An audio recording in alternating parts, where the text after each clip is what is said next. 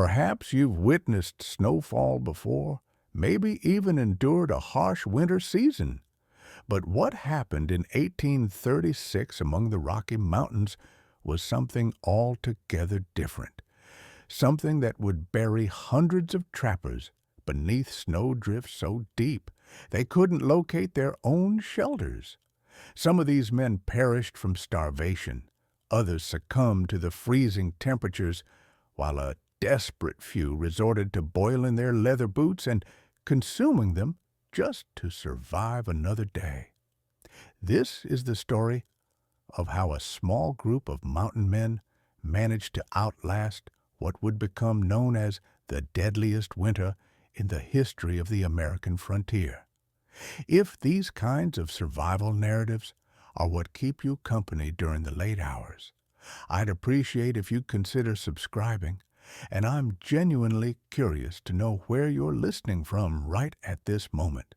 So drop your city and the current time in the comments, because I always enjoy seeing where these stories end up reaching. At this very moment, you're probably situated somewhere comfortable and warm, perhaps wrapped snugly in a blanket or sinking into a soft pillow, with water easily within your reach and food readily available in the next room.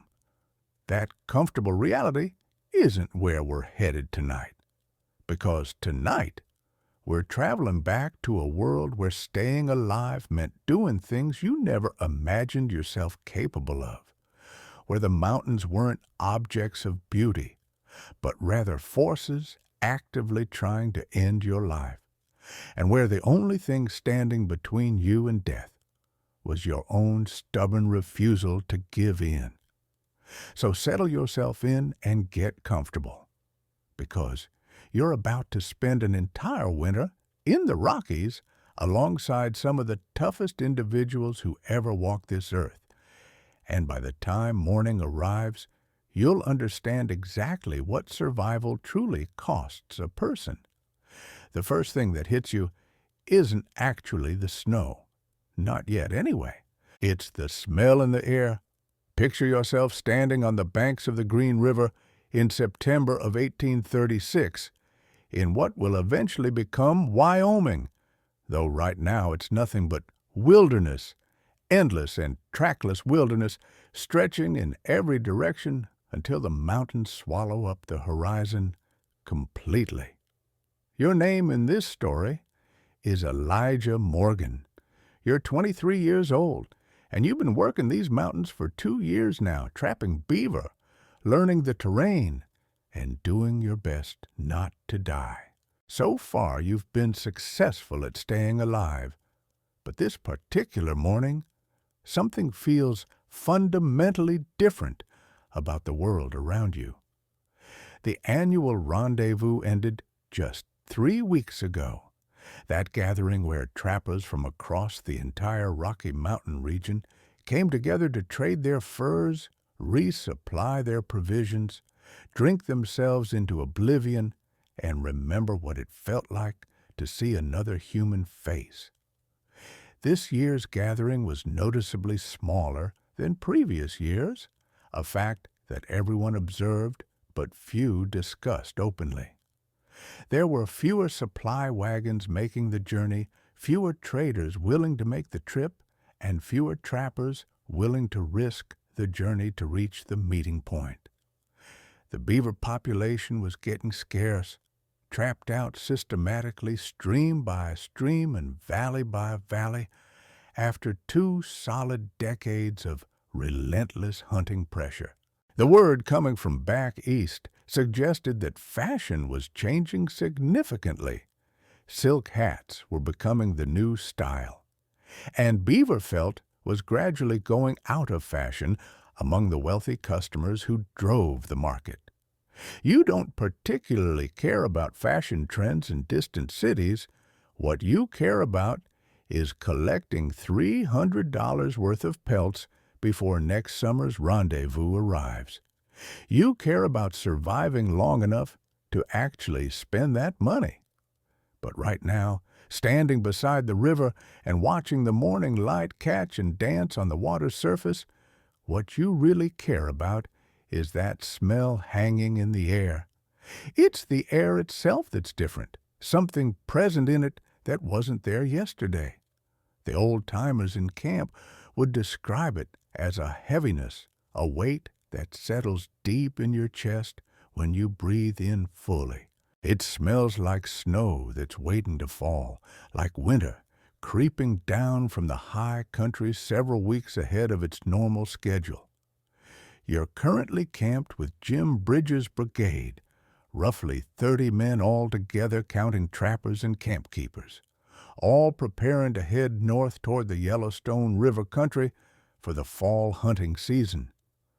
Bridger himself is positioned maybe 50 feet away from where you're standing, crouched down by the campfire and talking with a Crow scout who rode into camp just as dawn was breaking. You can't make out what they're saying from this distance, but you can clearly see Bridger's face, and Jim Bridger isn't a man who worries about much of anything. This is the same man who survived a grizzly bear attack that left him with an arrowhead lodged in his back for 3 full years, who's been working these mountains since he was 17 years old, which is longer than you've been alive. He knows this country the way he knows his own hands, every stream and valley and mountain pass mapped perfectly in his mind. Right now, looking at his face, you can see that he looks worried, genuinely worried. You finished drinking your coffee, which is weak this morning, because they cut the rations at this year's rendezvous due to supply shortages. Everything's getting short these days. The beaver are scarce, the supplies are limited, the easy money is drying up, and the future of the fur trade looks increasingly uncertain. But those are tomorrow's problems to deal with.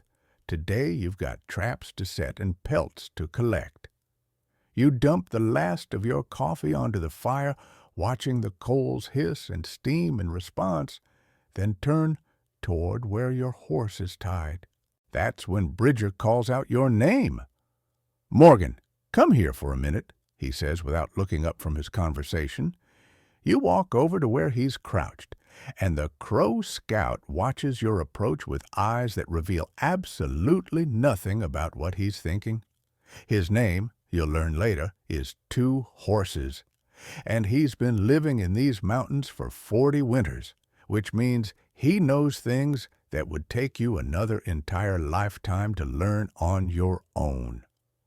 Bridger doesn't waste any time on pleasantries or small talk. "The Crows are saying this winter is going to be bad," he tells you directly, "real bad, according to their observations. They're reading the signs in the natural world around them. Beaver pelts are coming in thicker than usual. Elk are moving south earlier than normal, and squirrels are hoarding more food than anyone can remember seeing. You've heard this kind of prediction before, because every year somebody predicts a hard winter is coming. Sometimes they turn out to be right, but mostly you just survive anyway, regardless of how harsh it gets." "How bad are they thinking?" you ask him. Bridger looks over at the Crow scout, who says nothing in response, but his silence communicates everything that needs to be said. "Bad enough that they're planning to move their whole village down to the lowlands soon," Bridger explains, "maybe even tomorrow morning." Bridger scratches at his beard thoughtfully, because this is unusual behavior. The Crow usually spend their winters in the Yellowstone country, where there's good hunting available, sheltered valleys that provide protection from the worst weather, but now they're leaving that prime territory. "So what do we do about this?" you ask. "We trap." Bridger responds simply, "That's what we do out here." He stands up slowly, stretches his back with a grimace that reveals some old injury that never quite healed properly. But we trap smart, he continues. We find good winter ground early. We build our cabin solid and strong. We stock up on as much meat as we possibly can while it's still available. And we pray to whatever God you believe in that the crow are wrong about what's coming. He walks away without another word. The conversation is finished. You stand there for a moment longer, looking out at the mountains rising in the distance. They look the same as they always do, beautiful and deadly and completely indifferent to whether you live or die out here. You've already survived 2 winters in these mountains. The first one nearly killed you outright. Frostbite took 2 toes from your left foot, and you still limp slightly when the temperature drops. The second winter was easier because you knew what to expect. You knew how to prepare yourself. But something about this particular morning, something about the weight hanging in the air and the worry visible on Bridges' face and the meaningful silence of the Crow Scout makes you think that everything you learned during those 2 previous winters might not be nearly enough to survive what's coming. You push the thought away from your mind because you've got work that needs doing. The brigade breaks camp about an hour later. 30 men with 60 horses, 200 steel traps, enough powder and lead to fight a small war, and enough food to last maybe 6 weeks if you're extremely careful with rationing. After that supply runs out, you hunt for fresh meat or you starve. Those are the only 2 options. That's the deal you made when you decided to come to the mountains. Nobody forced you to be here. You wanted this life, the freedom it offered, the adventure it promised, the chance to make your fortune in a land where fortunes were still there for the taking if you were tough enough. Now you just have to survive long enough to claim it. The ride north takes 3 full weeks of steady travel. You follow rivers and valleys, ancient paths that the native tribes have used for countless generations, routes that the mountain men have mapped in their heads because most of them can't read or write a single word. Bridger could draw you a perfectly accurate map of every stream and peak from here all the way to the Pacific Ocean, accurate down to the mile in his measurements. He carries the entire country stored in his mind like a detailed photograph. You carry your rifle positioned across your saddle, your pistol is tucked securely in your belt, your knife hangs readily from your hip, and your possibles bag holds everything else you own in this world. Flint and steel for starting fires, spare bullets for your weapons, a needle and thread for making repairs to your gear, and a small Bible that your mother gave you when you left home. The pages have grown soft from constant handling, and the words are as familiar to you as your own heartbeat. You don't know it yet, but you'll need that Bible before spring finally arrives. The country changes gradually as you ride northward, deeper into the mountains. The valleys narrow and become more confined. The mountains grow higher with their peaks already white with early snow, and the air gets thinner and colder and sharper in your lungs with each passing day. By October, you can see your breath hanging visible in the air even at midday when the sun is at its highest point. The brigade continues trapping as you travel, setting lines along the streams, checking them at dawn each morning, skinning the beaver they catch, scraping the pelts clean, and packing them carefully for transport back to civilization. It's hard work and cold work, the kind of work that leaves your hands cracked and bleeding by the end of each day's labor. But it's honest work, and it pays well when the market holds. A prime beaver pelt is worth $4, maybe $5 if the buyer happens to be in a good mood when you're selling. A skilled trapper can take 60 pelts in a single season if the beaver are plentiful. That's real money, enough to live on for a full year back in civilization, enough to buy land and start a farm and settle down with a wife and forget you ever froze your toes off in the Rocky Mountains. Most trappers never make it that far toward that dream. They spend their earnings at rendezvous on whiskey and gambling and women and more supplies for another season in the mountains. The mountains get into your blood in a way that's hard to explain. The freedom becomes a kind of prison you can't escape. You tell yourself you'll quit next year and head back east, but you never actually do it. But that's a problem for survivors to worry about. Right now in October of 1836, you're just trying to make it through one more winter. The brigade reaches the Yellowstone country in early November, and it's genuinely beautiful here in a way that takes your breath away.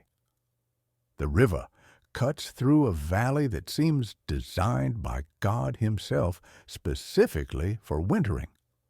Sheltered from the worst winds that blow down from the peaks, surrounded by good timber for building structures, filled with streams that are full of beaver and featuring those strange geothermal springs, those pools of hot water that bubble up from deep in the earth like something from a dream that could keep a man warm on the coldest nights if he camped close enough to their steaming waters. This is where Bridger's brigade will spend the approaching winter. This is where you'll attempt to survive until spring. The cabins go up quickly because you've done this before and everyone knows the routine. You find a good spot with timber nearby for easy access. You cut logs about 8 inches thick. You notch the ends so they fit together perfectly at the corners. You stack them up and chink the gaps with mud and moss to keep out the wind. You cover the roof with poles and bark and dirt for insulation.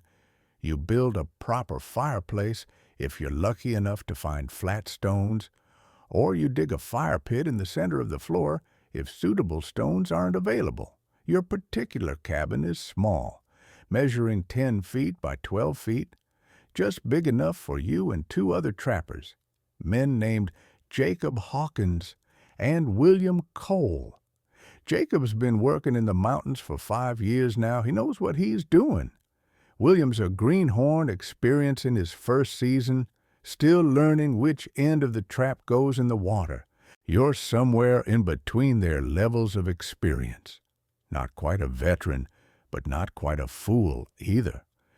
The 3 of you work for 2 solid weeks straight, cutting timber, building walls, chinking gaps, testing the fireplace repeatedly until it draws properly and doesn't fill the cabin with choking smoke, laying in a substantial supply of firewood, hunting when you can find the time, drying the meat over slow fires, and packing it away carefully in rawhide containers for the lean months you know are coming.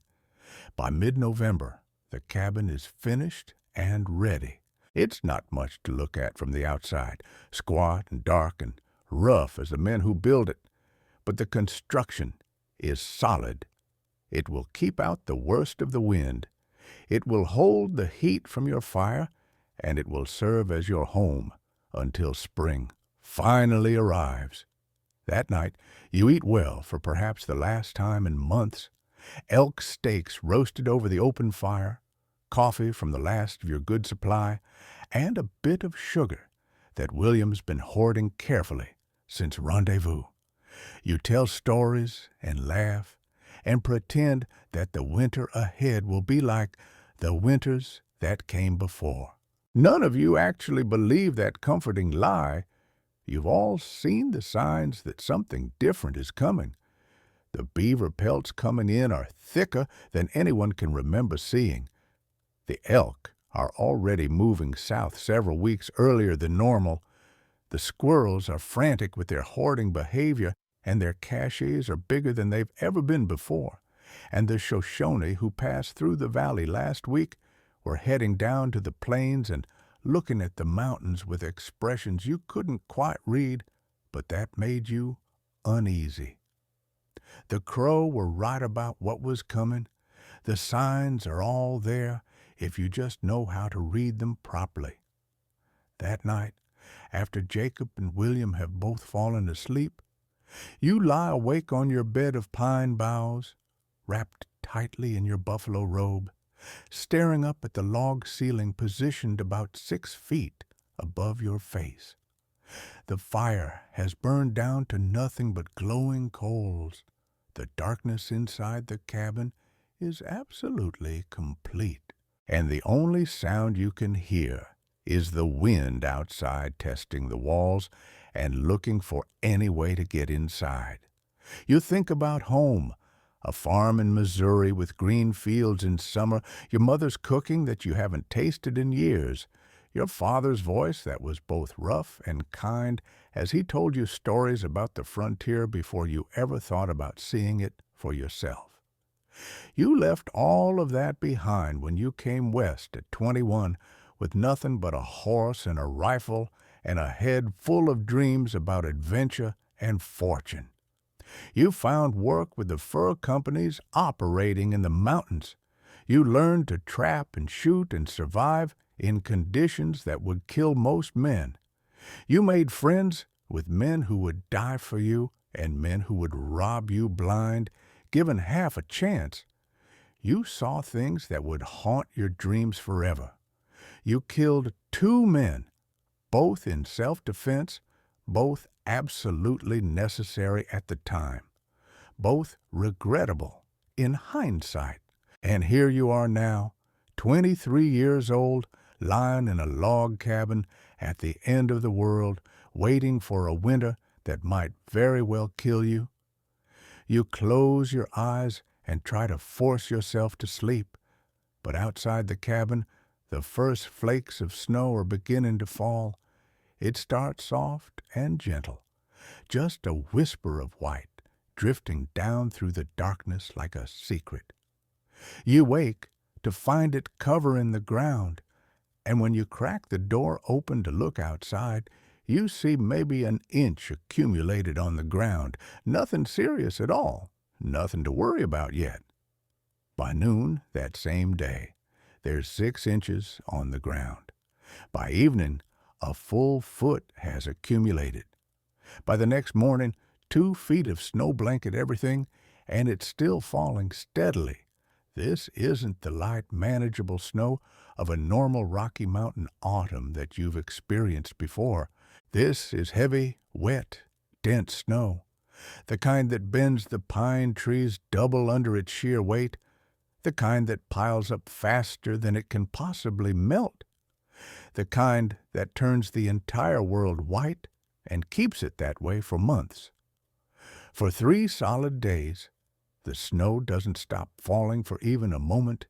You take shifts with Jacob and William, shoveling out the door repeatedly to keep it from being blocked completely, clearing paths to the woodpile so you can access fuel for your fire, checking constantly that the chimney isn't getting blocked by accumulating snow. The cabin groans audibly under the weight that's accumulating on the roof, and at night you can hear the timbers shifting and settling and protesting under the load. On the 4th day, the snowfall finally stops. The sun breaks through the clouds, blinding and cold, and you step outside to see a completely transformed world before you. The valley is buried under snow. The trees are bent under impossible loads of white. The river is hidden somewhere beneath the drifts, with its voice muffled and its banks raised up by endless accumulation. And the temperature is dropping rapidly. You can feel it deep in your bones, that deep, aching cold that goes beyond mere discomfort into something primal, something that reminds you that humans weren't made for environments like this, that you're just a warm-blooded animal wrapped in wool and leather, trying to survive in a land that doesn't care whether you live or die. Jacob comes out behind you stands there silent with his breath steaming in the frigid air. "This is just the beginning," he says quietly. He's absolutely right about that. Over the next 2 weeks, 3 more major storms hit the valley in succession, each one worse than the last, each one adding another foot or 2 feet or more to the prison that's rising around you. By early December, the snow in the valley is waist-deep everywhere you walk, and in the high country on the passes and ridges, it's over a man's head in depth. The river freezes completely solid. You can walk on it now if you're careful, if you test each step before committing your full weight to the ice. The ice is thick enough to hold the weight of a horse, but it's also thick enough to trap a man who falls through a weak spot. The game disappears completely from the valley as if it never existed. The elk have migrated down to much lower elevations, seeking ground where the snow isn't quite so impossibly deep. The deer have vanished into the thickest timber where they can find some shelter. Even the rabbits seem to have burrowed deep under the drifts, invisible and unreachable, no matter how desperately you search. And the wolves. God, the wolves are another matter entirely. You hear them first before you ever see them. A howling that starts somewhere in the darkness beyond your firelight and spreads outward, voice after voice joining in until it seems like the whole mountain is singing their song. It's beautiful in a terrible way, and it's terrifying. It's the sound of hungry things gathering and calculating and waiting for their opportunity. One morning, you wake to find tracks in the snow outside the cabin door, wolf tracks coming right up to the threshold and stopping there, as if something stood there in the darkness of night, sniffing at the crack beneath the door and testing your defenses. You don't go outside alone anymore after seeing those tracks. Nobody does. The routine of daily life becomes entirely about survival and nothing else. You wake at dawn each morning, build up the fire to get some warmth going, melt snow for drinking water because all other sources are frozen, eat sparingly from your dwindling supplies, venture out in groups to check traps that are now buried under snow, gather firewood while watching constantly for danger, hunt for anything that moves, and come back before dark, always before dark falls. The days are incredibly short now. The sun rises late and sets early, and in between it barely clears the mountains, casting long shadows across the snow that make everything look strange and threatening. Most of your time is spent in darkness, sitting by the fire, mending gear by feel, telling stories to pass the endless hours. You tell Jacob about your mother's apple pie and how you miss it desperately. He tells you about a girl he loved in St. Louis, the one who wouldn't wait for him to return from the mountains, the one who married someone else while he was away. William talks about his plans for the future, the fortune he's going to make, the land he's going to buy, the life he's going to build when all of this is finally over. None of you talk about the cold that's seeping into everything, the hunger that's starting to gnaw constantly at your belly, the fear that creeps in when the fire burns low and the wind howls outside, and you realize just how far you are from anything resembling safety or civilization. You're 3 men living in a log box, buried in snow, surrounded by wolves, watching your food supply shrink a little more each day, and the winter has only just gotten started. By mid-December, the situation has gone from difficult to genuinely serious. You've eaten through half of your carefully stored dried meat already, and the hunting has become almost impossible in current conditions. Every trip outside is a brutal battle against snow that reaches your thighs, against cold that numbs your hands within minutes of exposure, against a landscape that all looks exactly the same, white and featureless and deadly in every direction. You lose a man from the brigade. His name was Charles, a quiet trapper from Kentucky who mostly kept to himself. He went out to check his traps one morning and simply didn't come back. They found his body 3 days later, half a mile from camp. He'd broken through the ice while crossing a stream, somehow managed to pull himself out of the freezing water, made it maybe 100 yards before the cold took him completely. He was frozen absolutely solid by the time they found him, curled up at the base of a tree like he just laid down to rest for a moment.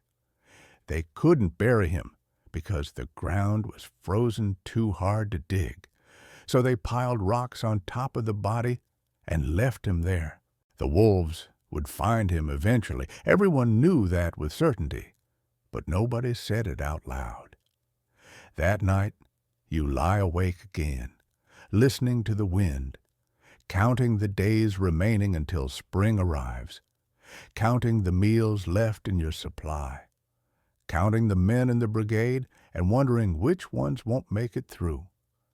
Outside your cabin, the snow falls and falls and falls without stopping, and somewhere in the darkness, the wolves are singing their endless song. Christmas comes and goes without any celebration or acknowledgement. There's nothing to celebrate with, no special food, no gifts, nothing that marks the day as different from any other. The snow hasn't stopped, not really. A day here or 2 days there when it lets up. Then another massive storm rolls in from the west and buries everything all over again. By late December, you've stopped measuring the snow in feet because it's simply everywhere above your head in some places, chest deep, even in the most sheltered spots near the cabin. Your food supply is running dangerously low now, genuinely low. The dried elk meat that seemed like plenty back in November is maybe 2 weeks' worth now at best, stretched thin between 3 hungry men who are getting thinner every day. Jacob has taken to counting the pieces each morning like they're gold coins, rationing them out carefully, watching your eyes to make sure you don't take more than your fair share. You don't blame him for this vigilance. You do exactly the same thing when it's your turn to distribute food. The cold is something else entirely now, something beyond what you thought possible. You thought you knew cold after 2 winters in these mountains.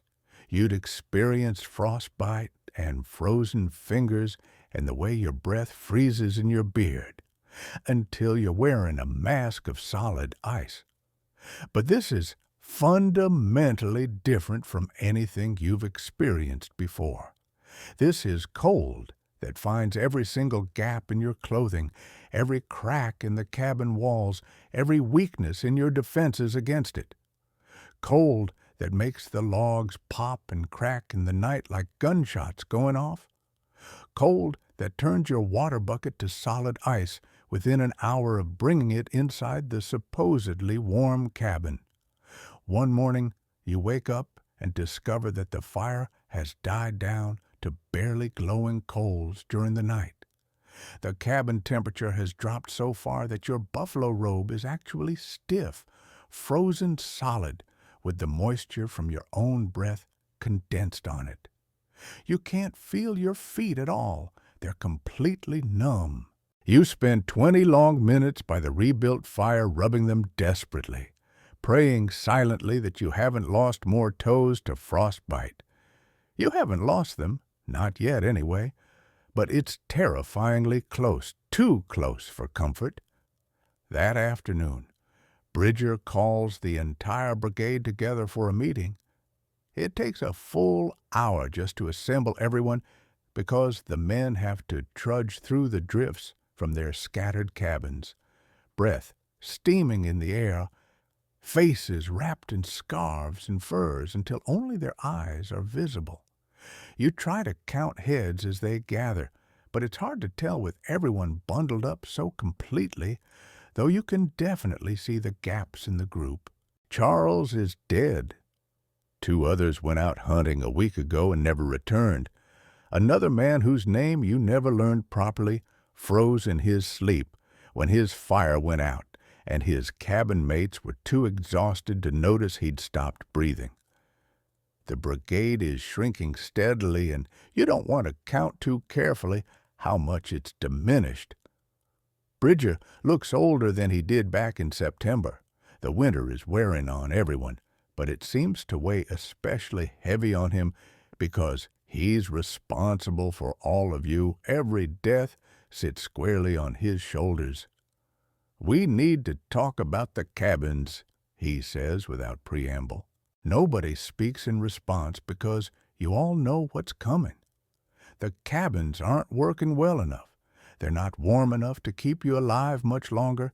The walls are too thin, the gaps are too many, and the cold is too relentless and unforgiving. You're burning through firewood twice as fast as you'd planned, and the wood piles are shrinking faster than you can possibly replace them. Every trip to gather more wood is a genuine gamble with your life. "The Crow showed me something years back," Bridger continues, "and I've seen the Inuit do it up north in the far territories. They bury themselves in snow. I know it sounds completely crazy, but snow holds air, and air keeps heat trapped inside. A buried cabin stays significantly warmer than one sitting exposed to the wind." Jacob speaks up from beside you. "You want us to bury our cabin in snow?" he asks. "I want you to let the snow bury it naturally," Bridger clarifies, then pack more on top deliberately. "Cover everything except the door and the chimney opening. Turn your cabin into essentially a snow cave with log walls inside for structure." There's a long silence as men think through what he's proposing. Some of them look skeptical about the idea. Some look desperate enough to try absolutely anything that might help. "Won't the roof collapse under all that weight?" someone asks from the back. "Not if you built it right in the first place," Bridger responds. "The poles can handle the weight if they're properly constructed. You just need to keep the chimney clear so the smoke can escape properly. And if the chimney blocks up," someone else asks, "then you clear it immediately, or you choke on smoke, or you freeze to death," Bridger says, his face hardening. "Those are your 3 choices. Take your pick." The meeting breaks up without any further discussion. Men trudge back to their individual cabins through the snow, talking in low voices, weighing the risk of trying this against the alternative of freezing. You walk back with Jacob and William, none of you speaking, until you're back inside with the door closed against the brutal cold and the fire crackling weakly in the hearth. "What do you think about this plan?" William asks. He's the youngest of the 3 of you and still looks to you and Jacob for guidance in difficult situations. Jacob stares into the fire for a long moment before responding. "I think we're going to freeze to death if we don't try something different," he says finally. "That's answer enough for all of you. You start the work the very next morning, and the labor is absolutely brutal, made worse by the fact that you can barely feel your hands most of the time you're working. But the basic idea is actually simple when you break it down. Let the snow pile up against the walls instead of shoveling it away like you've been doing. Pack it down firmly, then add more on top. Keep adding layer after layer until the cabin is buried up to the roof line.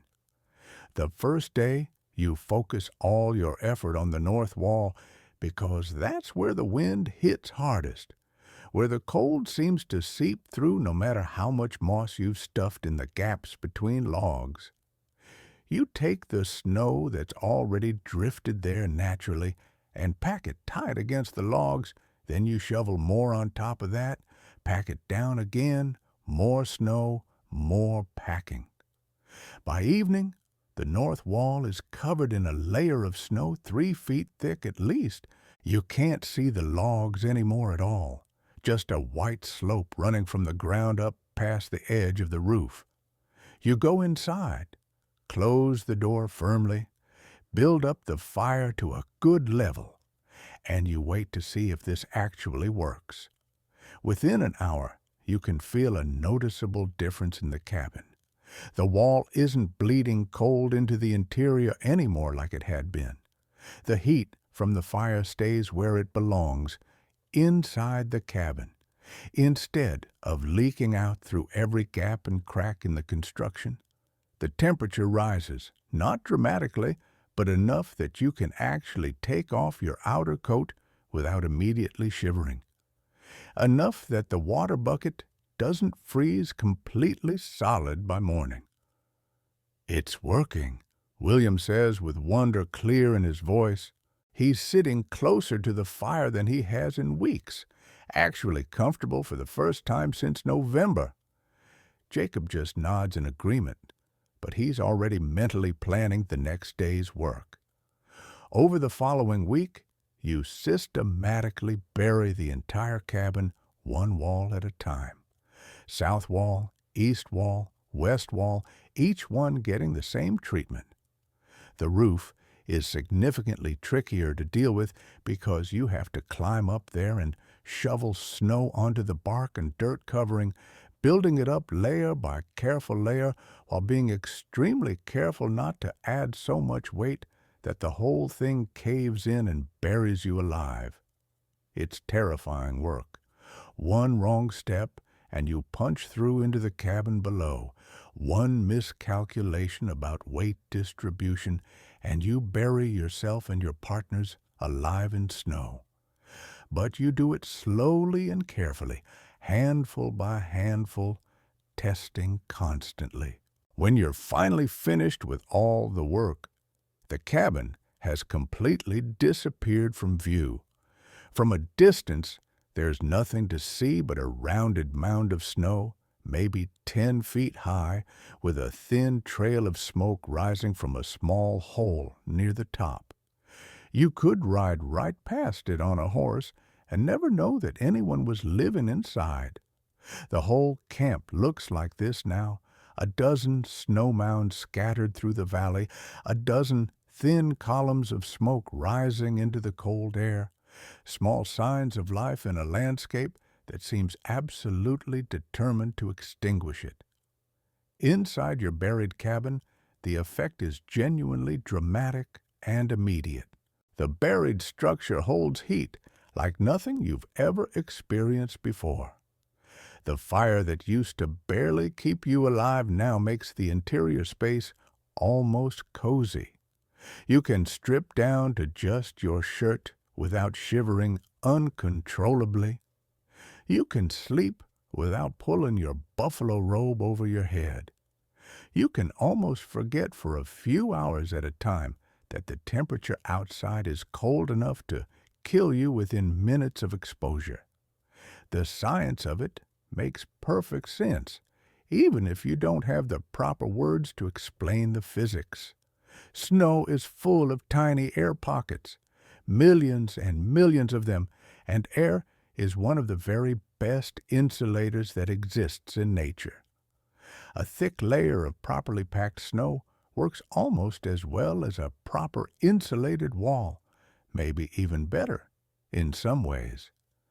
The Inuit figured this out many centuries ago, building their entire homes from nothing but snow and surviving winters that would kill any white man in less than a week. The Crow knew it too. They've been burying their lodges in snow since before your grandfather was even born. Sometimes the old ways that native people developed are genuinely the best ways. Sometimes the people who've been living here longest know things that no amount of fancy education back east could ever teach you. The temperature difference is measurable in a rough way. even without proper instruments. Outside the buried cabin, it's cold enough that spit freezes solid before it can hit the ground. Inside the buried cabin, with even a small fire going, it's maybe 20 degrees warmer, 30 degrees on a particularly good day. Still cold by any normal standard of comfort, still cold enough that you keep your coat nearby at all times, but survivable, bearable, the difference between slow death and managing to hold on. But burying the cabin also creates entirely new problems that nobody warned you about beforehand. The first major problem is dealing with the smoke from your fire. Before you buried everything, when the cabin sat open and exposed to the air, the smoke from your fire had plenty of places to escape. Up through the chimney opening for sure, but also through the gaps in the walls, through the cracks around the door frame, through 100 tiny openings that you cursed when the cold wind blew through them, but that also kept you breathing fresh air. Now with the cabin sealed tight under multiple layers of packed snow, the smoke has absolutely nowhere to escape except straight up through the chimney opening. And the chimney blocks constantly. It's a never-ending problem. Snow drifts over the opening during storms, ice forms around the edges, and slowly closes it off. And one night, you wake up choking and gasping, stumbling blindly for the door in total darkness, because you can't see anything through the haze filling the cabin. You burst outside into the freezing air, coughing violently, spitting, your lungs burning intensely from the smoke you've been breathing in your sleep. Jacob and William are right behind you within seconds. William is on his knees in the snow, vomiting from the smoke. Jacob's eyes are streaming tears, and he can barely see. None of you speak for a long moment. You just stand there, half-dressed in the killing cold, trying desperately to clear your lungs of smoke. The chimney must be blocked, Jacob finally manages to say. His voice is rough and damaged. It is blocked completely. A foot of snow has drifted over the hole during the night while you all slept. You climb up on the roof immediately, your bare feet going numb within seconds of contact with the snow, and you clear the blockage with your bare hands because there's no time to find tools. The smoke starts flowing freely again as soon as you remove the obstruction.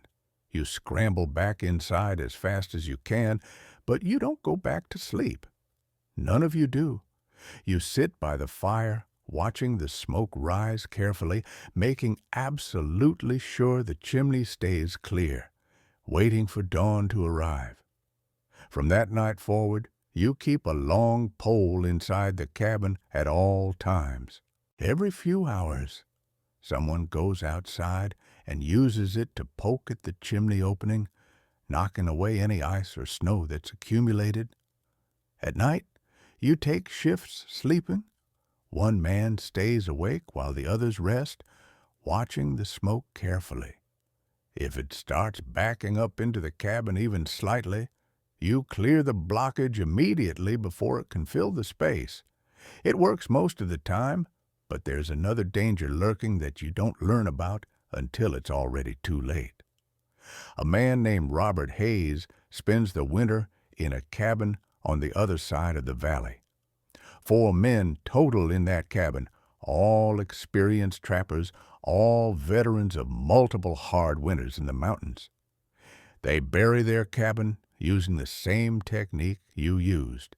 They watch their chimney just as carefully as you watch yours. They take all the same precautions you're taking, but one night, something goes terribly wrong. Maybe the chimney blocked and nobody noticed it in time. Maybe the fire burned unusually hot and consumed all the good air in the sealed space. Maybe it was something else entirely, something invisible and odorless that crept through the cabin while they all slept peacefully.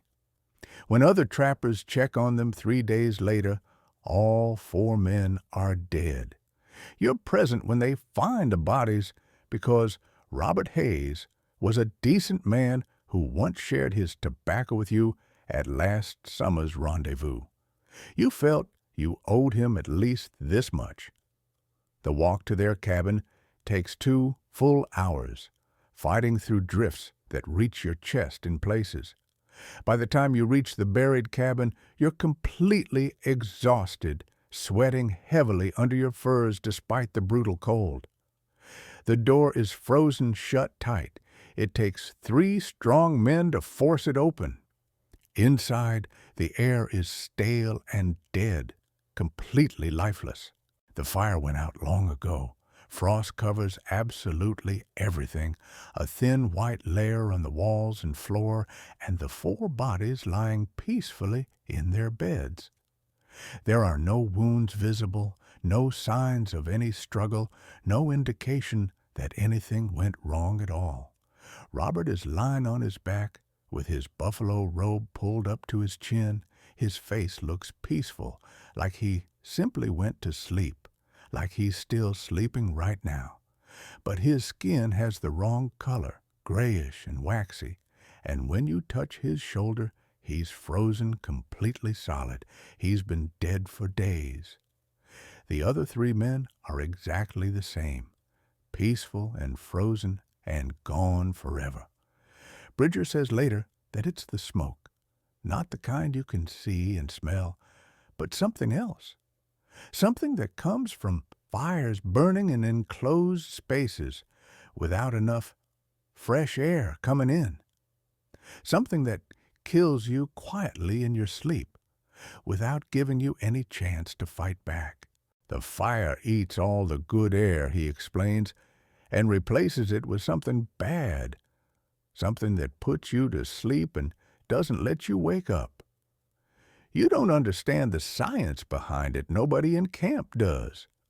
Men back east in their universities might have a proper name for it, might be able to explain exactly what happens when a fire consumes all the breathable oxygen in a sealed room. But out here in the mountains, all you know with certainty is that 4 good men went to sleep one night and never woke up. And it could just as easily have been you. That thought stays with you as you help carry the bodies outside, as you pile rocks on top of them because the ground is far too frozen to dig proper graves, as you walk back to your own buried cabin in the gathering dusk, watching the smoke rise from your chimney hole and wondering if tonight will be the night your fire betrays you too. You don't understand the scientific explanation, but you understand the lesson perfectly clearly. That night, you crack the door open just an inch, just enough to let fresh air slip in around the buffalo robe you've hung as a barrier against the cold. It lets in cold, too. The temperature in the cabin drops noticeably, but you can breathe properly, and breathing matters more than comfort. From that night forward, you never seal the cabin completely. You always leave a small gap. You always let in a little of the killing cold because the alternative is even worse. The other major problem with burying the cabin is the complete and total darkness. Before, some light managed to come through the gaps in the walls. Not much light, certainly. The winter sun barely clears the mountains, and it sets by mid-afternoon anyway. But there was something, a dim glow during the day, enough to see by if you were standing close to the walls. Now, with the cabin buried under feet of packed snow, absolutely no light gets in at all. Day and night are exactly the same inside, 24 hours of unbroken darkness broken only by the weak glow of your fire. And you can't keep the fire going all the time, not if you want your limited wood supply to last until spring, not if you want to survive. So you spend countless hours sitting in the pitch dark, waiting, listening to the wind outside, listening to each other breathe, listening to your own thoughts, which is perhaps the worst part of all. You try to fill the endless time productively, mending gear by touch alone, your fingers finding the holes and tears in your equipment without needing to see them. You tell stories, the same stories you've told 100 times before, until you know every word by heart. You play cards when you can find them in the dark, except you lost half the deck somewhere and nobody can remember the rules to anything complicated. Mostly, you just sit and think and try desperately not to count the days remaining until spring. The darkness does something to a man that's hard to explain. It gets inside your head in a physical way, makes the hours stretch until they feel like days, makes the walls feel closer than they actually are, makes the world outside seem like a dream, something you made up, something that might not even exist anymore. William starts talking to himself. Nothing crazy exactly, just mumbling under his breath when he thinks nobody can hear him. He has conversations with people who aren't there, with his mother, with his sweetheart back in Ohio named Sarah, with a brother who died of fever 3 years ago. You pretend not to notice these conversations. Jacob does the same. You both make a silent agreement not to mention it. It's not hurting anyone, and maybe it helps William hold on to some piece of himself that the darkness is trying to take away. You think about your own family constantly, your mother's face that you struggle to picture clearly anymore, your father's voice that you can barely remember, the farm in Missouri with its green fields and warmth and safety, so impossibly far away that it might as well be on the moon. You wonder if they think about you, if they know where you are, if they have any idea what you're going through out here. They don't know. They can't possibly know. This world, this frozen prison, is beyond anything they could imagine, beyond anything you yourself could have imagined back when you were a boy dreaming of adventure. You wanted to see the wilderness. Well, here it is. One evening, when the fire has burned very low and the darkness is thick enough to touch, Jacob speaks into the silence. "We're not going to make it," he says flatly. You don't answer immediately. Neither does William. "The food's almost completely gone," Jacob continues. "We haven't caught anything in weeks. The snow's not letting up at all, and spring is still months away. We're going to die. We'll figure something out, you say, but your voice sounds hollow and unconvincing even to your own ears." "Will we?" Jacob challenges. "Because right now, the way I see it, we've got maybe 2 weeks of food left if we're lucky, and then we either find game somehow, or we eat the horses, or we starve. Those are our only options." The fire crackles in response. Sparks drift upward toward the smoke hole. "We could try heading for the lower valleys," William suggests quietly. "The game went down there when the snow got deep. Maybe we could find them." 3 days of travel through chest-deep snow with no guarantee of finding anything, Jacob responds immediately. "We'd die before we got halfway there." Silence settles again, heavy and oppressive. The truth sitting between you and the darkness, impossible to ignore. "So what do we do?" William's voice is small and afraid. Jacob doesn't answer because he doesn't have an answer. Neither do you. You sit there in the dark, in the buried cabin that's keeping you alive and slowly driving you insane. Listening to the wind howl outside, counting your heartbeats until morning arrives. Wondering if the morning will bring anything different. Wondering if it even matters anymore. The cold, the dark, the hunger, the fear, this is what survival looks like when you strip away all the romantic notions. Somewhere in the darkness outside, a wolf howls long and mournful. Then another wolf joins in, then a whole chorus of them rising and falling, echoing off the frozen mountains. They're out there waiting, hungry, just exactly like you are. The firewood runs out faster than you expected it would. You'd stockpiled what seemed like enough wood for the whole winter, cords and cords of it stacked against the cabin wall, split and dried and ready to burn. But that calculation was before you understood what this particular winter would demand. Before the cold forced you to keep the fire going day and night just to stay alive. Before the buried cabin made every log burn hotter and faster because there was nowhere for the heat to escape to. By early January, the woodpile is half gone. By mid-January, it's down to maybe 3 weeks' worth if you're extremely careful. And every trip to gather more wood is a genuine fight for your life. The nearest stand of dead timber suitable for firewood is a quarter-mile from the cabin. In normal times, that would be a 10-minute walk at most. Now, with snow up to your chest and temperatures that freeze exposed skin in mere minutes, it's an hour-long ordeal each way.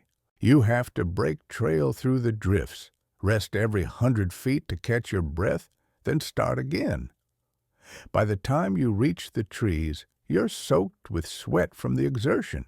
By the time you've chopped enough wood to carry back, the sweat has frozen inside your clothes, and you're in danger of freezing to death. One morning, Jacob comes back from a wood-gathering trip shaking so hard he can barely speak. His lips are blue, his fingers won't close properly. It takes 2 full hours by the fire before he stops trembling. "Can't keep doing this," he says once he can form words again. "Going to kill us faster than the cold will." He's absolutely right. The trips are too dangerous, too exhausting, burning more energy than the wood is worth. You need another way to stay warm. That's when you remember the fat. You'd been saving it carefully, buffalo fat mostly, rendered down from the animals you killed back in the fall. A few pounds of elk fat, too, maybe 5 pounds total, packed in a leather pouch, tucked in the corner of the cabin where it stayed frozen solid. You'd been thinking of it as emergency food, last resort provisions, the kind of thing you'd eat when there was nothing else left. But fat burns, you know this. Everyone knows this. Drop a piece of bacon into a fire and watch it flare up. The grease catches, flames leap, and for a moment you've got more light and heat than the wood alone provides. So why not burn the fat on purpose? You don't have bacon, but you have strips of rendered buffalo fat, hard as candle wax from the cold. You take one of the shallow stone dishes you use for mixing things, set it near the fire until it warms up. Then you lay a strip of fat inside carefully. You touch the end with a burning stick and wait. It catches slowly at first, then faster. The fat melts and burns, producing a weak, flickering light and a thick plume of greasy smoke that rises toward the chimney hole. It works, sort of. The light is terrible, nothing like a proper candle or lamp. More like the last dying ember of a fire, orange and unsteady, barely enough to see your own hands by. But it's something in the absolute darkness of the buried cabin. Even that small glow makes a difference. You can see each other's faces now, can tell when someone is awake or sleeping, can find the water bucket without knocking it over. Small mercies, that's what survival comes down to. A collection of small mercies that add up to another day alive. The smoke is something else entirely, though. It's thick and greasy. It coats everything it touches with a black film that sticks to your skin and clothes and the inside of your lungs. Within a day, the cabin walls are streaked with dark residue.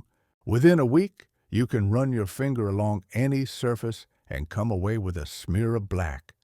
Your face is smudged with it constantly. Your hands are stained dark. And when you blow your nose, what comes out is gray. And the smell, God, the smell is overwhelming. Burning fat has a particular odor, rich and heavy and slightly rancid like meat that's starting to turn. Mix that with the wood smoke from the fire and the close, sour smell of 3 unwashed men living in a 10 by 12 space for weeks on end. Add in the stench of the beaver pelts and deer hides drying in the corner, that musky animal funk that gets into everything. Layer all of that together in an enclosed cabin with barely any ventilation, and the air becomes something you have to push through physically. It's thick and choking and barely breathable. Your eyes water constantly. Your throat feels raw. You cough in your sleep, hacking up black phlegm that would alarm you if you had the energy left to be alarmed. Jacob looks at his hands one morning, black with soot. "You know what this reminds me of?" he asks. "What?" you reply. "Chimney sweeps back in St. Louis," he says. "Those kids who climb up inside the chimneys to clean them. They always look like this. Those kids get paid, though," you point out. "Those kids also get lung disease and die young," Jacob says. He wipes his hands on his pants, accomplishing nothing.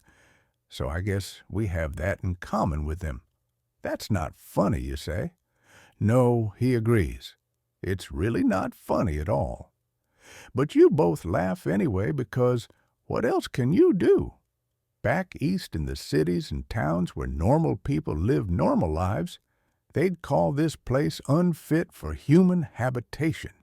They'd open windows, demand fresh air, walk away from the smell and the smoke and the filth. You don't have that option anymore.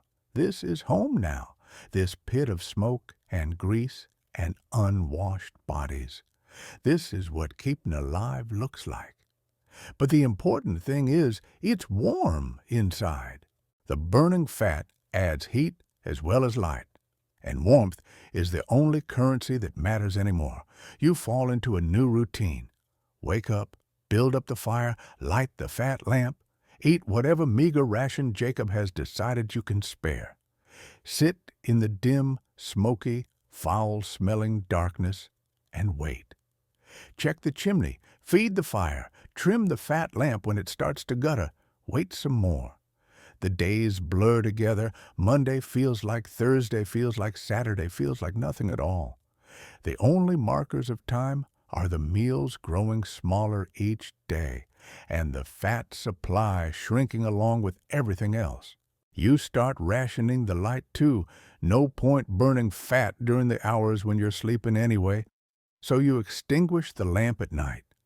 You let the darkness swallow everything completely, and you learn to navigate the tiny cabin by touch and memory, alone. 3 steps from your bed to the fire pit, 2 steps from the fire pit to the water bucket, 4 steps from the water bucket to the door. You could do it blindfolded now, you pretty much are. William handles the darkness worse than you or Jacob. He was never meant for this life. Young and soft, came west looking for adventure and found something else entirely. At night, you can hear him muttering in his sleep, names and places and fragments of conversations with people 1,000 miles away. Sometimes he cries, quiet choked sobs that he tries to muffle in his buffalo robe. You pretend not to notice. So does Jacob. There's nothing you can do for him anyway. Nothing any of you can do for each other except survive long enough to see spring. The food situation gets worse. You started the winter with maybe 200 pounds of dried meat between the 3 of you, elk and deer and buffalo, cut into strips, smoked over slow fires, packed away in rawhide containers. Enough to last until spring if you are careful. You weren't careful enough, or maybe the winter is just longer than you expected. By mid-January, you're down to 50 pounds, maybe less. Jacob counts the pieces each morning, his lips moving silently as he does the math. 2 pieces each for breakfast, 1 piece each for dinner, nothing in between except melted snow water and the gnawing emptiness in your belly. The hunger is constant now, not the sharp, urgent hunger you feel after missing a meal, something deeper, a hollow ache that lives in your stomach and spreads outward, making your thoughts slow and your muscles weak. You find yourself thinking about food all the time, dreaming about it, waking in the middle of the night with your mouth watering from visions of your mother's cooking, fried chicken, biscuits with gravy, apple pie warm from the oven, foods you haven't tasted in years, foods you may never taste again. You've got some flour left, not much, maybe 3 cups, carefully hoarded since rendezvous. You mix it with melted snow, just flour and water, and cook it on a flat stone by the fire. Mountain bread, they call it. It tastes like paste, but it fills your stomach for a little while, gives your body something to work on besides consuming itself. The coffee ran out a week ago. That might be the hardest loss of all, not because you need the caffeine, though you do, but because making coffee was a ritual, a way to mark the morning as different from the night. A small pleasure in a world that stripped away every other pleasure. Now you drink hot water instead. Plain melted snow heated over the fire, sipped slowly to make it last. It warms your insides for a few minutes, that's all it does. But those few minutes matter. The pemmican holds out longer than the jerky. Pemmican is different. Dried meat pounded into a powder mixed with fat and berries, pressed into cakes that can last for months without spoiling. It's dense and filling. A few ounces can keep a man going for a day if he doesn't push too hard. You're not pushing at all anymore. None of you are. There's nowhere to go and nothing to do except sit and wait and hope. The traps you set in November are buried under 6 feet of snow. The streams where the beaver lived are frozen solid. The game has fled to lower ground, leaving nothing behind but tracks that lead away into whiteness. You tried hunting once, about a week ago, strapped on your snowshoes and fought your way up the valley with your rifle, looking for anything that moved. You spent 4 hours wading through drifts, burning energy you couldn't spare, and came back empty-handed. You didn't see a single animal, not a deer, not a rabbit, not even a bird. The mountains have emptied out completely. Everything that could leave has left. Everything that stayed is either buried in a cabin like you or dead in a snowdrift like Charles. So you wait and you ration and you watch the food supply shrink day by day, wondering how long 50 pounds will last, wondering what happens when it runs out. You know what happens? Everyone knows, but nobody talks about it. There are horses outside, 4 of them, huddled together in a rough shelter you built in November. They're thin now, eating whatever dried grass you can dig up from under the snow, which isn't much. They're weak and miserable and probably won't survive the winter anyway. But a horse has maybe 300 pounds of meat on it if you butcher it right. That's enough to feed 3 men for months. You've seen it done before. Trappers who got caught in bad situations, far from help, no other options. They ate their horses and survived, came back to rendezvous the next summer with stories to tell. But a horse is also transport. It's your way out of the mountains when spring comes. Without horses, you're stuck here, trapped in the wilderness with hundreds of pounds of beaver pelts and no way to carry them to market. All that work, All that suffering for nothing. So you wait, and you hope it doesn't come to that. Jacob brings it up one night. You're sitting around the fat lamp, the three of you, watching the weak flame flicker and dance. The smoke hangs heavy in the air. Outside, the wind is doing its usual howling, testing the cabin, looking for weaknesses. "We need to talk about the horses," Jacob says. William's head comes up. His eyes are hollow now, sunk deep in a face that's lost 20 pounds since November. "No," Jacob says immediately. "I'm not saying we do it yet. I'm just saying we need to have a plan." "I'm not eating my horse?" William's voice cracks with emotion. "He's all I've got left from home. My father gave him to me when I left for the mountains. I promised I'd bring him back." "Your father would rather have you back alive," Jacob says gently. "You don't know that," William shoots back. "You don't know anything about my father." The conversation dies there. Nobody has the energy to argue anymore. But the question hangs in the smoky air unanswered. What happens when the food runs out? You lie awake that night staring at the darkness, listening to the wind. Your stomach is a knot of emptiness. Your body aches from hunger and cold and the sheer exhaustion of staying alive. And somewhere beneath all of that, a thought keeps surfacing no matter how hard you try to push it down. 300 pounds of meat. You hate yourself for thinking it, but you think it anyway. The next morning, one of the horses is dead. You find it when you go out to feed them, lying on its side in the snow, legs stiff, eyes open and frozen. It's William's horse, the one his father gave him. It must have died sometime in the night, too weak and cold to hold on any longer. William doesn't say anything when you tell him. He just stares at you for a long moment, then turns away and faces the wall. Jacob looks at you. You look at Jacob. Neither of you speaks, but you both know what happens next. It takes most of the day to butcher the carcass. The meat is frozen solid already, which makes cutting difficult, but also means it won't spoil.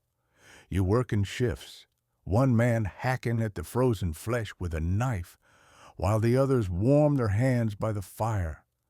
By evening, you've got maybe 200 pounds of horse meat packed in the snow outside the cabin. Enough to last another month, maybe more if you're careful. William won't eat it, not the first night anyway. He sits in his corner of the cabin, wrapped in his buffalo robe, refusing the strips of roasted horse meat that Jacob offers. His face is empty, somewhere far away. By the second night, he eats. He doesn't have a choice. None of you do. The horse meat tastes different from elk or deer or buffalo, sweeter somehow, richer. There's a lot of fat on a horse, more than you'd expect, and you render it down and add it to your supply for the lamps. The bones go into a pot of melted snow, boiling for hours, producing a thin broth that warms your belly and gives you something to sip on during the long, dark hours. You don't waste anything. You can't afford to. A week later, another horse dies. Same thing. Just gives up in the night, lies down in the snow, and doesn't get up. You butcher that one, too. Add it to the stockpile. Try not to think about what it means that you're down to 2 horses now. 2 horses for 3 men. If spring comes and you have to leave the mountain, someone's walking out. But spring is still far away, and you've got bigger problems than transportation. The smoke from the fat lamp is getting thicker. The cabin walls are coated in black. The air tastes like ash and rancid grease. And somewhere outside in the frozen darkness, you can hear the wolves again. They know about the horses. They can smell the blood from the butchering. They're circling closer now, their howls carrying through the winter night, hungry and patient and waiting for their chance. You've started to recognize individual voices in the pack, the deep bass howl of the big male who seems to be the leader, the higher yapping calls of the younger ones, the eerie, almost human wail of a female who always starts the chorus. 6 voices, maybe 7, hard to tell when they blend together into something bigger. During the day, when you venture outside for wood or to check on the remaining horses, you see their tracks circling the cabin, approaching the horse shelter, coming within 20 feet of your door before turning back. They're testing your defenses, probing your routines, learning. Wolves are smart, smarter than most people give them credit for. They've figured out that the men with rifles are dangerous at close range, so they stay back, stay patient, stay hungry. They're waiting for you to make a mistake. You check your rifle, clean it for the 3rd time today, make sure there's powder in the pan and a ball in the barrel. 8 shots left, maybe 9. Not enough to fight off a pack of wolves, if it comes to that, but enough to take a few of them with you. The fire crackles, the fat lamp gutters, the darkness presses in from all sides, and in your belly, beneath the thin warmth of horse meat broth, the hunger keeps gnawing, always gnawing, a companion you can't shake, a reminder of how close you are to the edge. You think about the men in the other cabins scattered through the valley, 20 of them maybe, give or take, all going through the same thing, the same cold, the same hunger, the same slow war against a winter that refuses to end. Some of them won't make it, you know this. Bridger knows it too, though he doesn't say it out loud. The math is simple and brutal. Not enough food, not enough wood, not enough warmth, not enough time until spring. Someone in this valley's going to die before the snow melts, maybe several someones. You hope desperately it isn't you. You pray it isn't you. In the quiet moments before sleep, when the fire has burned low and the darkness is absolute and the only sounds are the wind outside and the wolves singing their endless song, you pray, "Please God, not me, not yet. Just let me see one more spring." Outside, the wolves keep circling and the snow keeps falling, and somewhere far to the east, in a world you can barely remember, the sun is probably shining on green fields and warm houses, and people who have never once had to wonder if they would live to see tomorrow. You close your eyes, you pull the buffalo robe up to your chin, you try to remember what grass looks like, and you wait for morning to arrive. February arrives without any fanfare or ceremony, no calendar hanging on the wall to mark its passage, no change in the weather to signal that a new month has begun, just more cold and more snow and more of the same relentless white that has defined your entire existence since November. The horse meat supply is running dangerously low again. You've stretched it as far as it will possibly go, taking small portions and making thin broth, rendering every scrap of fat for the lamps, boiling every bone until the marrow is completely gone and the remaining structure crumbles like chalk in your hands.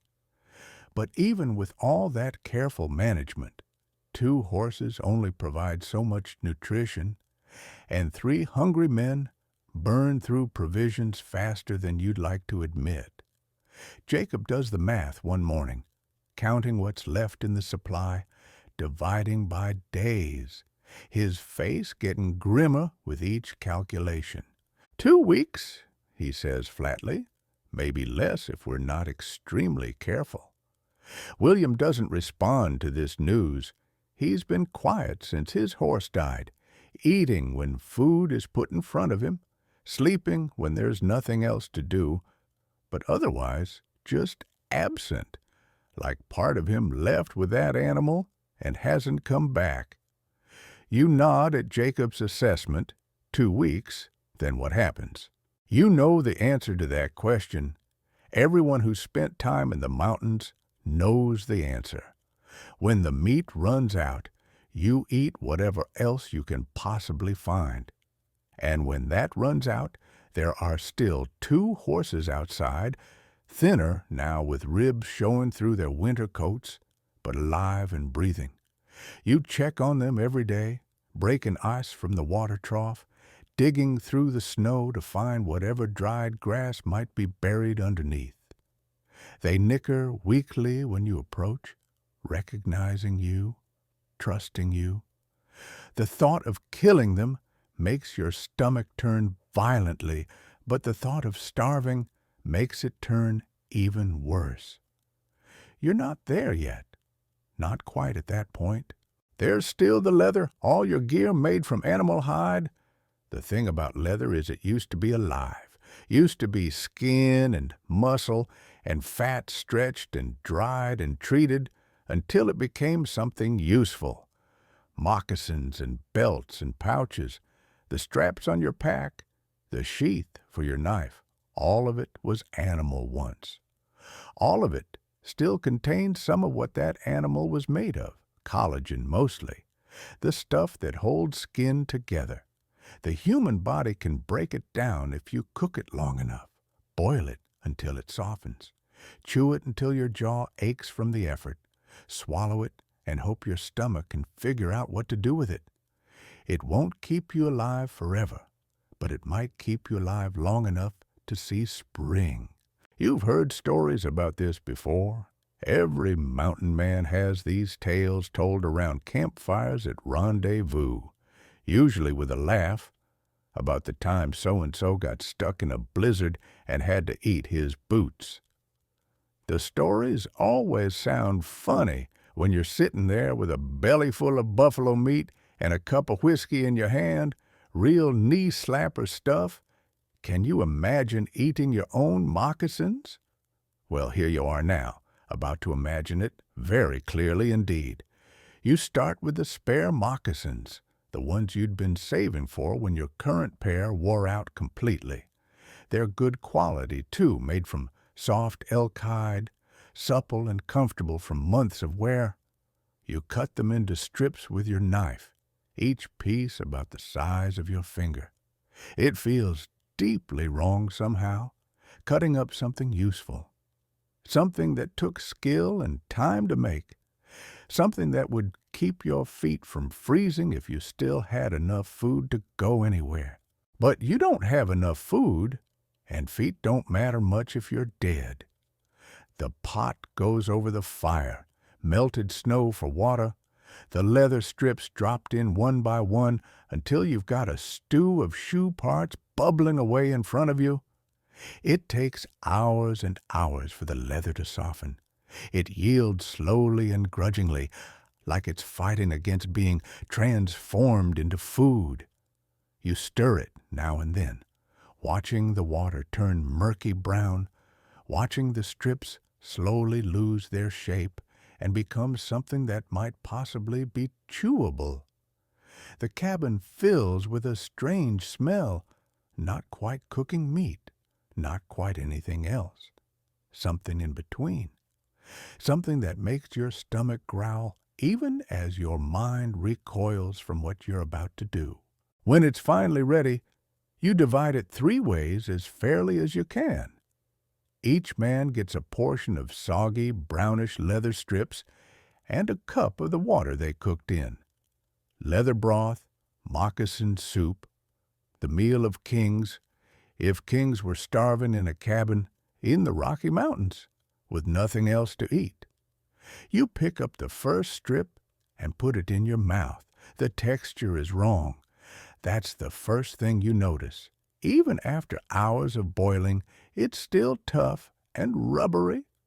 Your teeth sink in but can't cut through easily. You have to gnaw at it, working your jaw like a dog with a bone, grinding and tearing until small pieces break free and slide down your throat.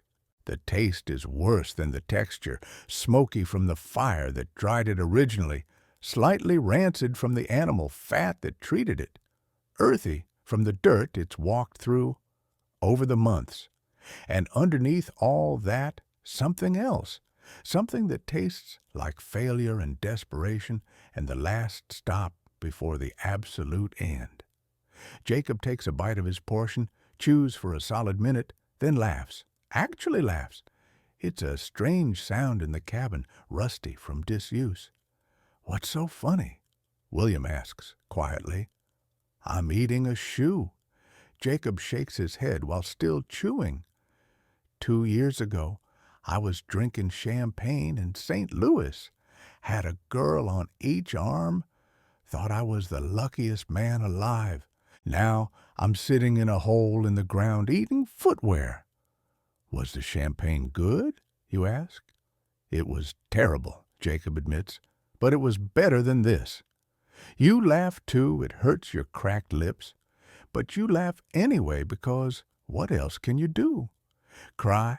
You've done enough of that already in the dark hours when the others are asleep. Might as well laugh while you still can. You chew and chew and chew. The strip in your mouth seems to last forever, refusing to break down, fighting you every step of the way. Your jaw muscles start to ache. Your teeth hurt from the constant pressure, but you keep going because the alternative is eating nothing, and nothing leads somewhere you definitely don't want to go.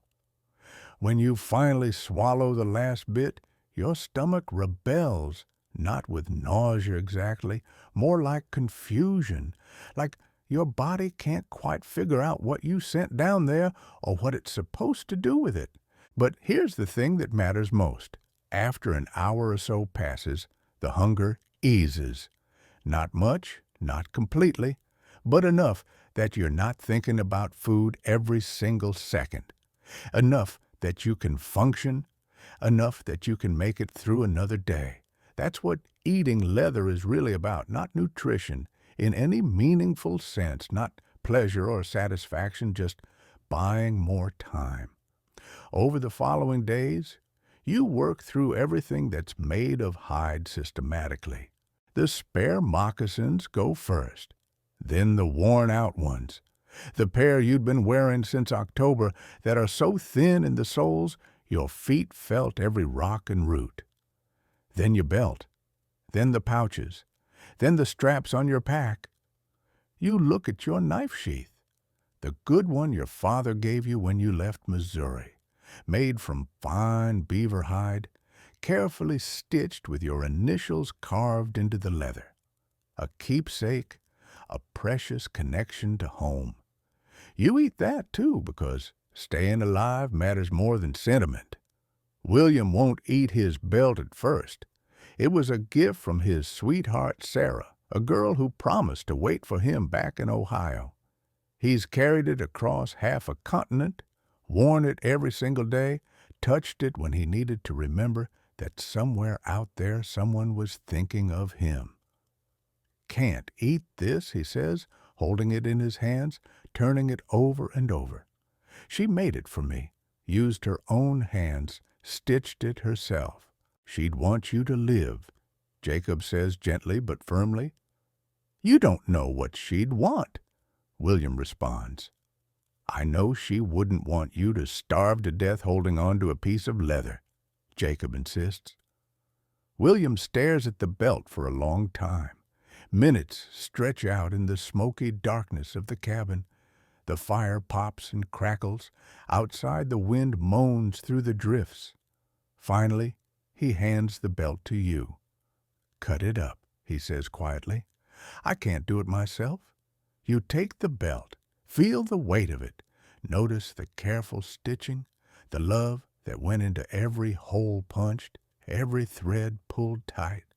Then you take your knife and start cutting.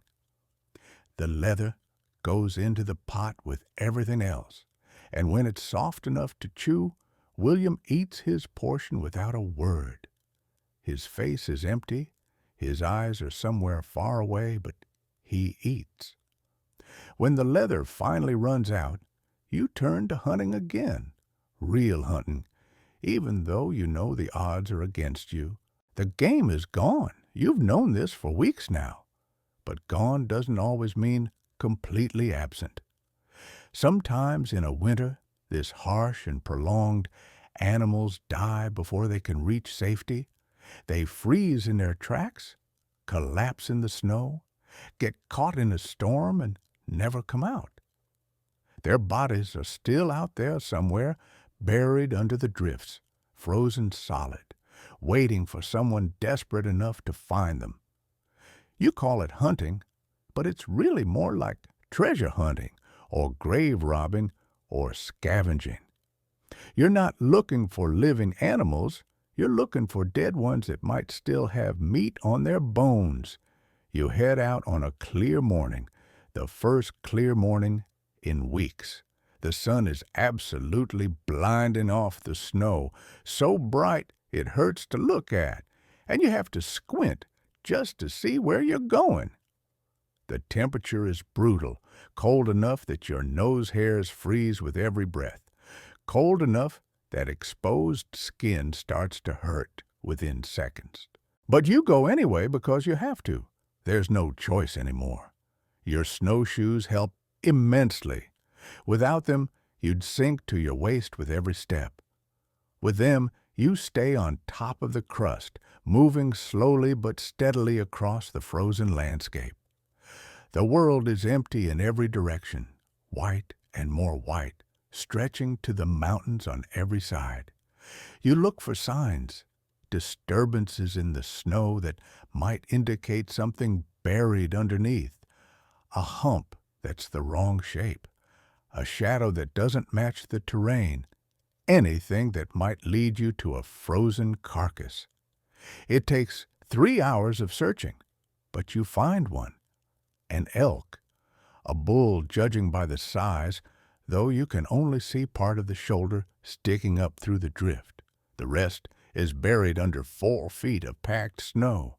It must have died weeks ago, maybe months, must have been walking when it happened, because it's still in a standing position, frozen solid in mid-stride.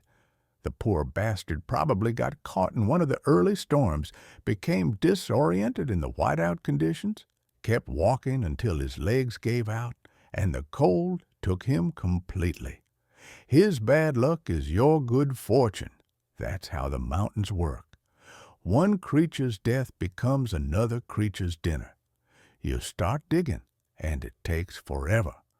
Your hands go numb within minutes of contact with the snow, and you have to keep stopping to warm them under your coat.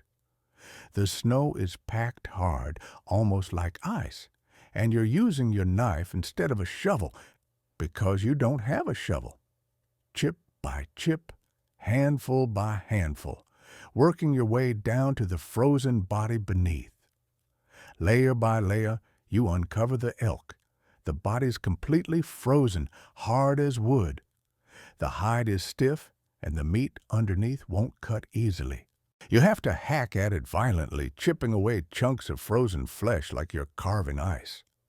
The meat comes off in jagged pieces, some of it still attached to hide, some of it mixed with frozen blood and hair. It doesn't matter. You'll sort it out later. Right now, you just need to get as much as you can and get home before dark falls. The work warms you up, even as your hands go numb, sweat beads on your forehead under your fur cap. Your shoulders ache from the hacking motion. But you keep going, because every chunk of frozen meat is another day of life, another meal, another step closer to spring arriving. You load what you can carry onto a makeshift sled you've rigged from branches and rope. Maybe 40 pounds. Not much, but better than nothing. Infinitely better than starving. Then you start the long trudge back to the cabin, dragging your prize behind you, watching the sun sink toward the mountains, praying you make it home before dark. You do make it, barely. The cabin is a shadow against the twilight when you finally spot it. The thin trail of smoke rising from the chimney is the most beautiful thing you've seen in weeks. Inside, you drop the frozen meat by the fire. Jacob and William stare at it like they're looking at gold bars. Elk, you say unnecessarily. They can see exactly what it is. Where did you find it? Jacob asks. Mile north, maybe 2, you estimate. Dead a long time, buried deep. Is there more? He asks. Plenty if we can dig it out properly, you confirm. That night, you eat elk for the first time in months. The meat is strange. The texture is off from having been frozen and thawed, but you don't care even slightly.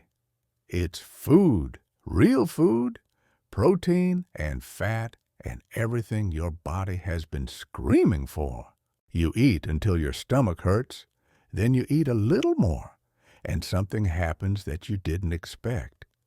You feel good, actually good, not just still alive good, but genuinely happy. The warmth of the fire, the fullness in your belly, the smell of roasting meat instead of burning leather, these simple things feel like miracles. Jacob is humming something under his breath, an old song from back east that you vaguely recognize. William is actually smiling for real, the first genuine smile you've seen on his face since his horse died. You know what I miss? William says, apropos of nothing. Everything, Jacob answers automatically. Besides everything, William clarifies, specifically right now. You think about it for a moment. Hot baths, you say. A real bed with a real mattress. My mother's voice. Apples, Jacob says, fresh apples right off the tree. That crunch when you bite into one. William nods slowly. I was going to say music, he says. Someone playing a fiddle somewhere. Dancing, remember dancing? You remember, it seems like 1,000 years ago, a different person's life. We'll dance again, you say with conviction. You're not sure you believe it, but you say it anyway. Come summer at rendezvous, we'll find a fiddle player and we'll dance until our legs give out. Promise, William asks quietly. Promise you confirm. It's a small thing, a stupid thing maybe, but it matters enormously. These human moments matter, the brief spaces between the suffering, the reminder that you're not just surviving, you're still living, poorly and desperately, but living nonetheless. The next day, all 3 of you go out together. You'll find the elk carcass again, dig out the rest of it, drag it back to camp in multiple trips, 200 pounds maybe, enough to last a couple of weeks if you're extremely careful. And you are very careful now. But the elk is just the beginning of your scavenging. Now that you know what to look for, you start finding more dead animals. A deer, half buried in a drift near the tree line, its legs broken from a fall on the ice. 2 rabbits, frozen solid, their bodies preserved perfectly by the cold, probably caught by a hawk or fox, and then abandoned when the snow got too deep.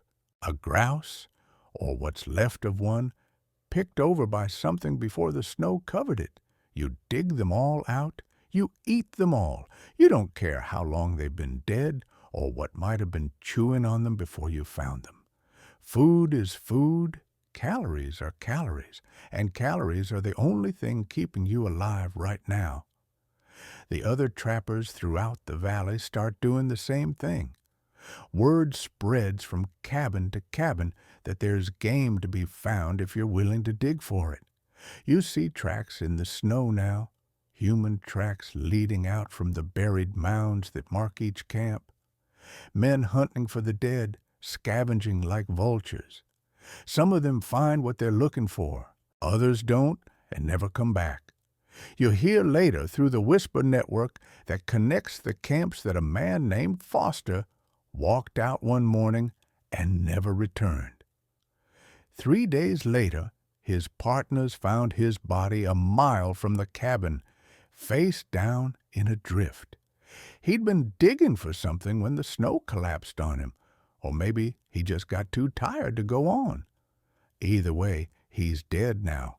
Another name to add to the growing list. You don't talk about Foster or any of the others who've died. You don't talk about the dead at all. There's no point. The dead are dead, and the living are busy trying to stay alive. That's all the philosophy you have room for in your head anymore. This is what survival looks like, digging through snow for frozen corpses, chewing on leather until your jaw can barely move, eating things that would make your mother weep if she knew about them, watching friends disappear one by one and pretending it doesn't matter. Because if you let it matter, if you let yourself feel the weight of all this death and desperation, you'll crack completely. You'll give up. You'll lie down in the snow like Foster and let the cold take you. You're not ready for that. Not yet, anyway. Some nights, when the fire is low and the darkness presses in and the only sound is the wind outside, you think about what you've become. The young man who left Missouri with dreams of adventure and fortune, the trapper who was going to make his mark on the wilderness and return home rich. Where did that person go? He's still here, you suppose, buried under layers of grime and desperation and frozen elk meat, buried under the things he's done to stay alive. But still here somewhere, still breathing, still fighting. That has to count for something. But you're still alive, still breathing, still fighting against the odds. And somewhere far to the east, spring is getting closer slowly. You can feel it almost, not in the temperature, which is still brutal, not in the snow, which is still relentless, but in something else. Some shift in the quality of the light, maybe. Some subtle lengthening of the days. Some whisper of hope that manages to seep into the buried cabin despite everything. One day at a time, one meal at a time, one frozen carcass at a time, you're going to make it. You have to believe that because the alternative is giving up. And giving up means dying, and you're not ready to die. Not yet. Not after everything you've survived. Not when spring is somewhere out there waiting, ready to melt the snow and free you from this frozen prison. So you keep hunting, keep digging, keep chewing, and you wait for the thaw to begin. The wolves stop circling the camp for a while. For weeks, they've been out there watching and waiting and learning your routines. You'd almost gotten used to them, the way you get used to any constant threat. Just background noise, something to be aware of, but not consumed by. That changes dramatically on a night in late February. You're asleep when it happens, deep asleep. The kind of exhausted unconsciousness that comes from days of digging through snow for frozen meat. The fire has burned low to coals. The fat lamp is guttering weakly. The cabin is dark and quiet and cold. Then the screaming starts. Not human screaming, horse screaming, a sound you've never heard before and hope to never hear again. High and terrified and absolutely primal. The sound of an animal that knows with certainty it's dying. You're on your feet before you're fully awake, rifle in hand, heart pounding violently. Jacob is up too, grabbing for his own weapon. William is slower, confused, still tangled in his buffalo robe. "The horses," Jacob says. Just one word. That's all it takes. You throw open the cabin door and step into the frozen night. The moon is up, nearly full, casting everything in silver and shadow. The horse shelter is maybe 50 feet from the cabin, a rough lean-to you built against a rock outcropping months ago. And in front of it, moving like liquid darkness, are the wolves. 6 of them, maybe 7. It's hard to count when they're in motion like this. They've surrounded the shelter completely, cutting off any escape, working together with a coordination that speaks to months of practice and planning. The two remaining horses are pressed against the back wall, eyes rolling white with terror, hooves stamping desperately, that horrible screaming still coming from their throats. You've seen wolves hunt before, from a distance, safe on horseback, watching them take down an elk in the valley below. It seemed almost beautiful then, the way they worked together, the efficiency of it. Now watching them go after your horses, there's nothing beautiful about it at all, just terror and teeth and blood. One wolf darts in fast, too fast to follow with your eyes. Its jaws close on a horse's back leg, and it pulls hard, dragging the animal off balance. The horse kicks, connects with something, sends the wolf tumbling away, but another wolf is already there, coming from the other side, going for the throat. A third wolf circles around back, looking for an opening. They're not fighting fair, they never do. They fight to win. You raise your rifle, aim carefully, fire. The shot cracks across the valley like thunder. One of the wolves drops, tumbles, lies still. The others scatter immediately, melting back into the darkness so fast it's like they were never there. 1 second, the night is full of gray shapes and gleaming eyes.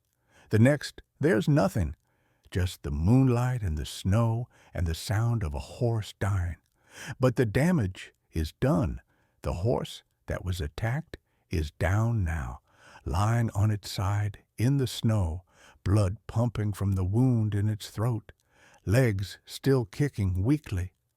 The other horse is pressed against the shelter wall, shaking violently, unhurt but terrified beyond measure. You run to the downed animal.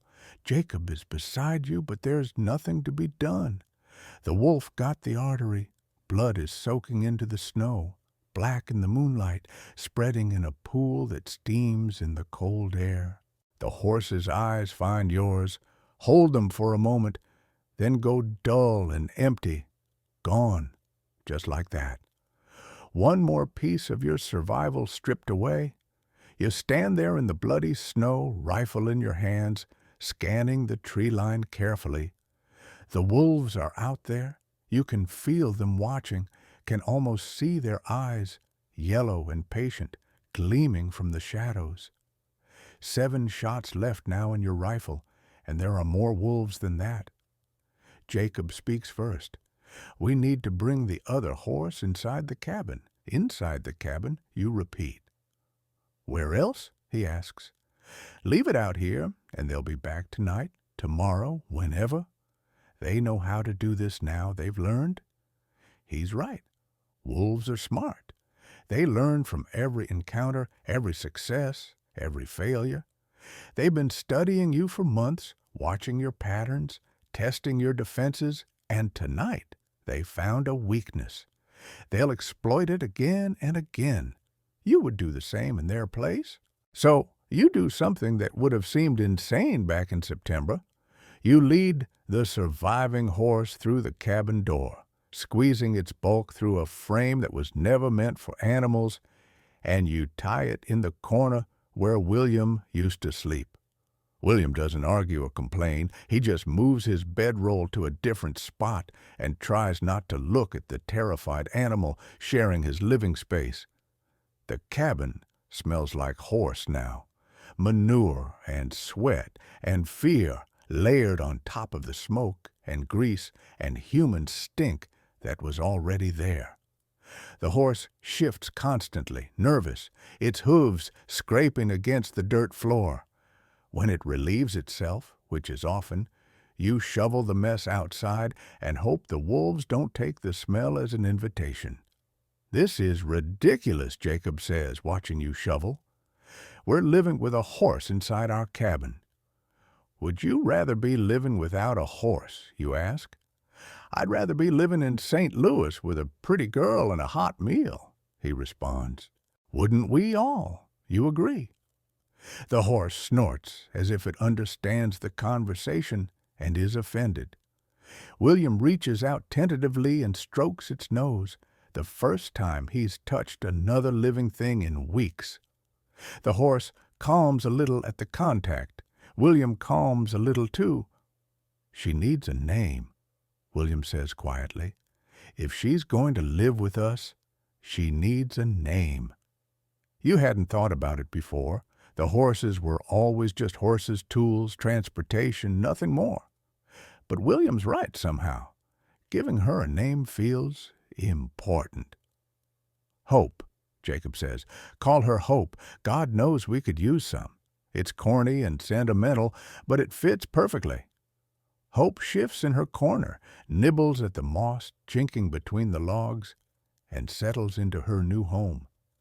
This is what your life has become, sleeping with livestock, shoveling horse dung, counting your bullets, and wondering if you have enough to survive. But also this, small kindnesses, unexpected connections, moments of warmth in the cold. The wolves don't give up easily. They come back the next night, and the night after that, you can hear them outside the cabin walls, sniffing at the cracks, scratching at the snow you've piled for insulation. One night, you wake to the sound of digging. They're trying to tunnel in. You grab a burning stick from the fire and fling open the door. 3 wolves are right there, maybe 10 feet away, caught in the act. For a frozen moment, you stare at each other, their eyes reflecting the firelight, their breath steaming in the cold. Then they're gone, vanished into the darkness like smoke. You don't sleep well after that incident. Word spreads through the valley about wolf attacks. Other camps are having the same problems. A man named Henderson lost both his horses in a single night, walked outside at dawn to find nothing but bones and blood in the snow. The wolves had eaten everything, meat and organs, and even part of the hide, left nothing but the skull and a few scattered bones cracked open for the marrow. Another trapper, a Frenchman named Beaumont, who'd been working the streams near the head of the valley, lost his dog, a big mongrel part mastiff that had been his companion for 6 years. Beaumont heard the fight but couldn't get outside in time. Found the dog's body 50 yards from his cabin, torn open, steam still rising from the wounds. He buried what was left and didn't speak for 3 days straight. The worst story comes from a cabin half a mile upstream from yours. A trapper named Collins was working alone because his partners had died of the smoke sickness back in December. One morning, he didn't answer when the neighboring camp came to check on him. The door was standing open, the fire was cold, and Collins was simply gone. His partners went looking for him and found tracks in the snow, human tracks and wolf tracks mixed together, leading off into the forest. The snow told a story, if you knew how to read it. Collins had walked out of his cabin for some reason, maybe heard something, maybe needed to relieve himself. Whatever the reason, he'd gotten maybe 200 yards from his door when the wolves found him. The tracks showed the chase clearly, Collins running and stumbling in the deep snow, the wolves spreading out and flanking him, cutting off his escape. Then a place where everything was churned up violently, snow kicked in all directions, stained pink and then red and then darker. They followed the trail as far as they dared. They found his rifle first, then his hat, then a single moccasin, torn and bloody. The wolves had dragged him into the thick timber where the men following weren't stupid enough to go in after them, not with darkness coming on, not with the wolves probably watching from the shadows, waiting to add more meat to their larder. They never found Collins, not his body, not his bones, nothing but those few scraps of clothing and the story written in the snow. You hear this story sitting around Bridger's fire, one of the rare occasions when the weather breaks enough for the scattered camps to communicate. Bridger tells it flatly with no emotion, just stating the facts. But his eyes are hard, and his hand rests on his rifle the whole time he's talking. "They're not afraid of us anymore," he says when he finishes. "The hunger's burned the fear right out of them. They see us as prey now. Same as elk, same as deer, just meat that walks on two legs instead of four." Nobody argues with his assessment because you've all seen it and felt it, that fundamental shift in the relationship between man and wolf. For years, the wolves stayed away from camps, avoided your presence, feared your rifles. But starvation changes everything. Starvation makes predators bold and prey vulnerable. And right now, huddled in your buried cabins, weak from hunger, low on ammunition, you're the vulnerable ones. You start doing things differently after hearing about Collins. Never go outside alone under any circumstances. Always carry a rifle loaded and ready. When you dig for frozen game, one man works while the others stand guard, scanning the tree line, watching for movement. You communicate by gunshot using a system Bridger sets up.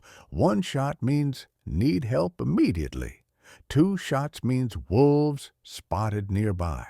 3 shots means someone's dead. You hear 3 shots more often than you'd like. The wolves get bolder with each passing day. They stop running when you come outside.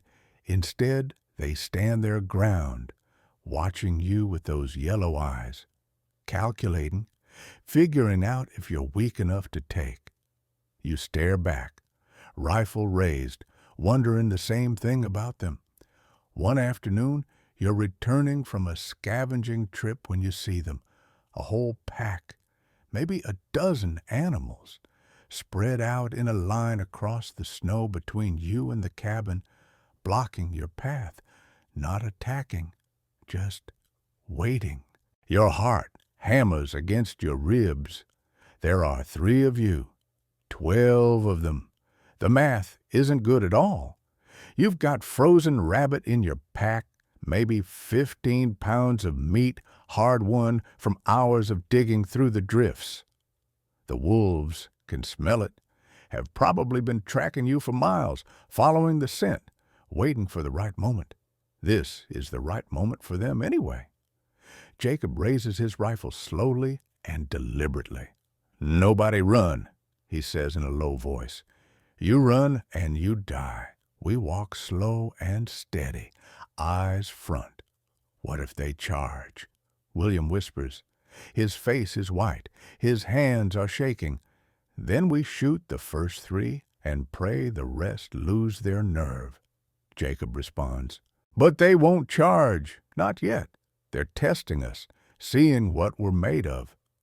You start walking forward, 1 foot in front of the other, snow crunching under your moccasins, eyes locked on the wolves ahead. They watch you approach. Some of them sit down, relaxed, like they have all the time in the world. One of them yawns, showing teeth as long as your fingers. 20 feet, 15, 10. The big male that you've seen before stands directly in your path. His fur is matted and dirty. His ribs show through his coat. He's starving, same as you, same as everything else in these mountains. There's a scar on his muzzle, an old wound that healed badly, makes him look even meaner than the rest. You stop walking, he doesn't move. The world narrows down to this moment, this handful of feet between you and the wolf.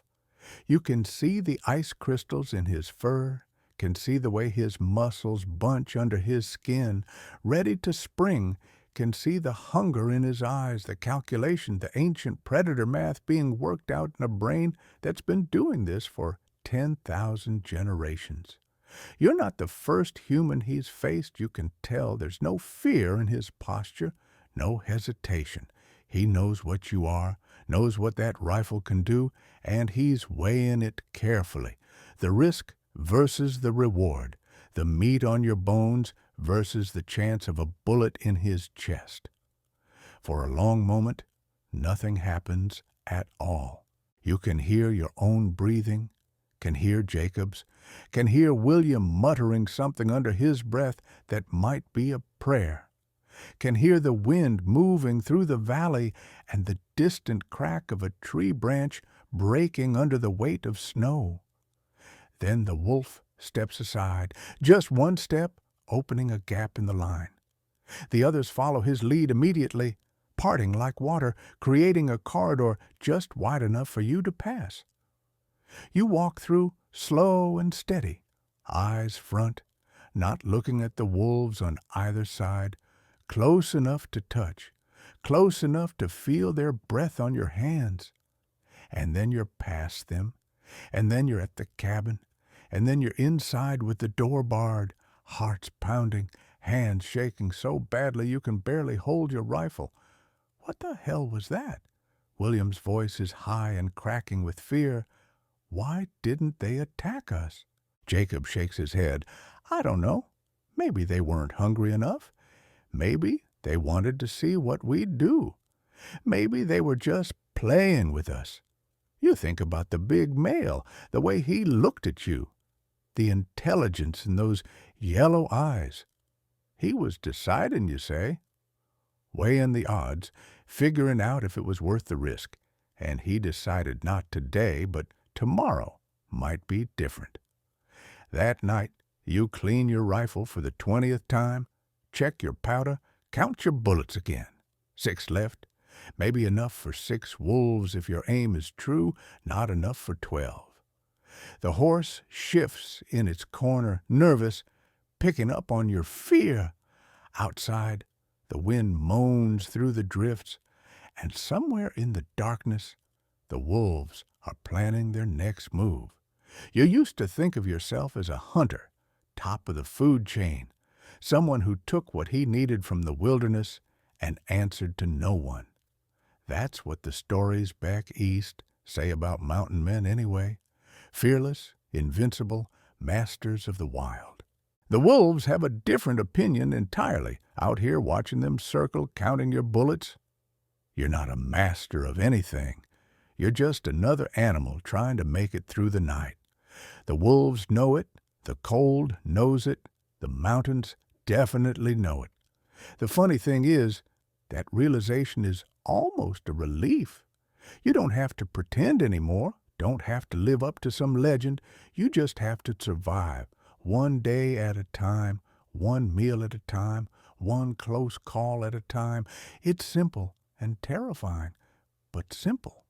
You curl up in your buffalo robe, rifle within arm's reach, and you listen to the night, the wind doing its usual howling, hope shifting in her corner, the creak of frozen logs settling, and underneath it all, so faint you might be imagining it, the pad of paws on snow. They're out there planning their next move, but so are you. Tomorrow might go badly, tomorrow might go fine. You'll find out when you get there. For now, you close your eyes, you let your body rest. You listen to hope, breathing in the darkness, slow and steady, almost peaceful. And somewhere outside, a wolf starts to howl, then another, then a whole chorus of them, filling the night with their song. You don't flinch anymore. You're used to it by now. You just pull the buffalo robe a little tighter and wait for morning to arrive. March comes in like a monster. You'd thought the storms were bad before. You were wrong. The blizzard that hits in the first week of March is something else entirely, something biblical in its fury, wind that screams down from the peaks at 60 or 70 miles an hour, snow falling so thick you can't see your hand in front of your face, temperatures dropping to places that shouldn't exist outside of nightmares. The cabin groans under the assault. You can hear the logs shifting, the roof creaking, the packed snow insulation being stripped away layer by layer. At one point, a gust hits so hard the door bows inward, and for a terrifying moment, you think the whole structure is going to collapse. It doesn't collapse, the cabin holds, but you spend 3 days huddled inside, not daring to open the door, burning through your firewood faster than you'd like, waiting for the storm to pass. When it finally does pass, you dig out to find a transformed world. The snow has drifted in places to 15 feet or more. The horse shelter is completely buried. The paths you'd carved between cabins are gone, erased, filled in like they never existed. The valley looks like the surface of the moon, white and empty and utterly alien. Bridger calls a meeting 2 days later, once enough men have dug out to make travel possible. The news isn't good at all. 2 cabins collapsed under the weight of the new snow, 1 man dead, crushed in his sleep, 3 others injured, 1 badly enough that he probably won't make it. And the food situation has gone from desperate to absolutely critical. The frozen game you'd been scavenging is now buried under an additional 6 feet of snow. Finding it would require digging for hours, maybe days, with no guarantee of success. The few carcasses you'd already located and marked are gone, swallowed by the drifts, their positions impossible to determine. You need fresh meat, real game, animals that are still alive, that can be tracked and killed and eaten. The problem is, those animals are down in the lower valleys, miles away through snow that would swallow a man to his neck. Bridger asks for volunteers, men willing to make the trek down to lower ground, find game, and bring it back. It's a suicide mission, and everyone knows it, but the alternative is starving where you sit. You volunteer immediately, so does Jacob. William stays behind, too weak from the past weeks to make the journey. His face when you tell him is a mixture of relief and shame. "I'll be here when you get back," he says. You don't tell him that you might not be coming back. He already knows. There are 6 of you in the hunting party, you and Jacob, and 4 others. Bridger stays behind to manage the camp. He clasps your hand before you leave, looks you in the eye, says nothing because there's nothing to say. You set out at dawn, snowshoes strapped on, rifles loaded, packs stuffed with what little food you have left. The plan is simple. Head down the valley, find game, kill as much as you can, drag it back. 3 days, maybe 4. If you're not back in a week, don't expect you at all. The first day goes well enough. The snow is deep but manageable. You make decent time, pushing through the drifts, following the frozen river that marks the valley floor. By evening, you've covered maybe 8 miles. You'll find a sheltered spot in a stand of pines and make camp, building a fire, huddling together for warmth. The second day starts badly. The sky is wrong, heavy and gray and moving fast. The wind picks up around midday, and by early afternoon, the snow starts falling again. Not the gentle flurries you've grown accustomed to. Real snow, blizzard snow, the kind that kills. "We need to turn back," one of the men says, a trapper named Hawkins, older than the rest of you, veteran of a dozen hard winters. His face is tight with fear. Jacob shakes his head. "We turn back now, and we've wasted 2 days for nothing. Camp's got no food. People are going to die either way." "People are going to die if we get caught out here in this," Hawkins argues. "So, we don't get caught," Jacob responds. "We find shelter, we wait it out, then we keep going." The argument goes around and around. Time slips away, the snow falls harder, and then suddenly it's too late to argue anymore because the storm is on you, fully on you, and you can't see 10 feet in any direction. You've never experienced anything like it. The wind is a physical force pushing you off balance, tearing at your clothes, driving ice crystals into every exposed inch of skin. The cold is beyond cold. It's pain. It's fire. It's the feeling of your body being stripped away piece by piece. "Stay together," someone shouts. The voice is barely audible over the howling wind. Hold on to each other. Don't let go. You grab Jacob's coat. Someone grabs yours. The six of you form a chain, stumbling through the whiteout, searching desperately for shelter, trees or rocks or anything that might break the wind. You find nothing. The valley floor is open and exposed. No shelter, no protection, just snow and wind and the growing certainty that you're going to die out here. "Snow cave," Jacob yells, his mouth inches from your ear. "We have to dig a snow cave." You know what it is. A hole burrowed into a drift big enough for a man to crawl inside, the snow itself providing insulation against the cold. The Inuit use them. Trappers who get caught in storms use them. It's a last resort, a gamble, but the alternative is freezing to death in the open. You start digging. The snow is packed hard, crusted over by the wind. Your hands go numb within minutes. But you keep going, scooping out handfuls, burrowing into the drift like an animal. Jacob works beside you. The others are somewhere nearby. You can hear them digging too, but you can't see them in the whiteout. Just voices, faint and muffled, swallowed by the storm. Your body wants to stop. Every part of you is screaming to give up, to lie down, to let the snow cover you like a blanket. But you keep digging because stopping means dying, and you're not ready to die. Not here, not like this. The hole grows, 2 feet deep, 3 feet, 4. You carve out a chamber at the end, big enough for 2 men to curl up inside, using your knife to shape the walls, packing the loose snow into solid surfaces. The Inuit build these things in an hour with practiced hands and generations of knowledge. You're doing it blind, working from half-remembered stories and pure desperation. The snow walls block the wind. The temperature inside is warmer, not warm, but warmer. Survivable, maybe. 10 degrees, maybe 20. Enough that your blood can keep moving. Enough that your heart can keep beating. You and Jacob crawl in, drag your packs in after you, block the entrance with more snow, leaving just a small hole for ventilation. The old trappers say you need that hole.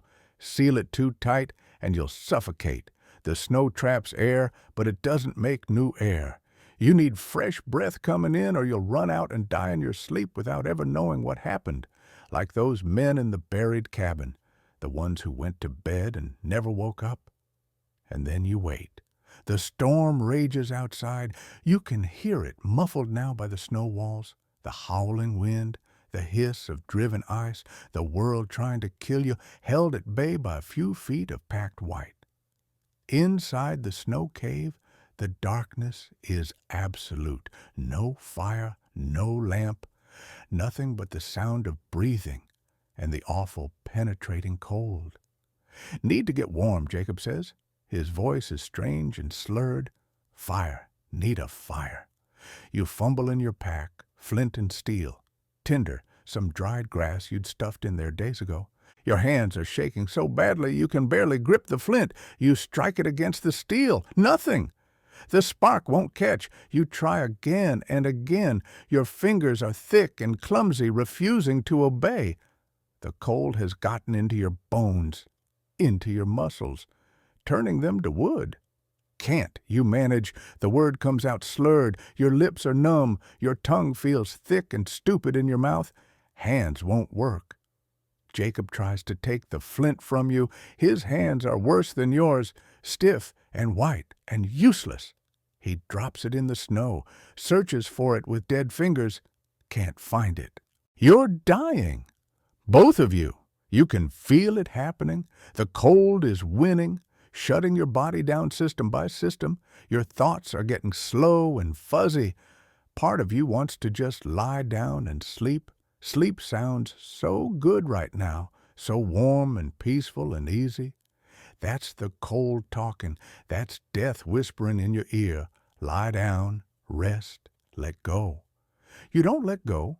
You find the flint somehow, God knows how, some instinct deeper than thought, deeper than the cold. You pick it up with fingers that can't feel anything.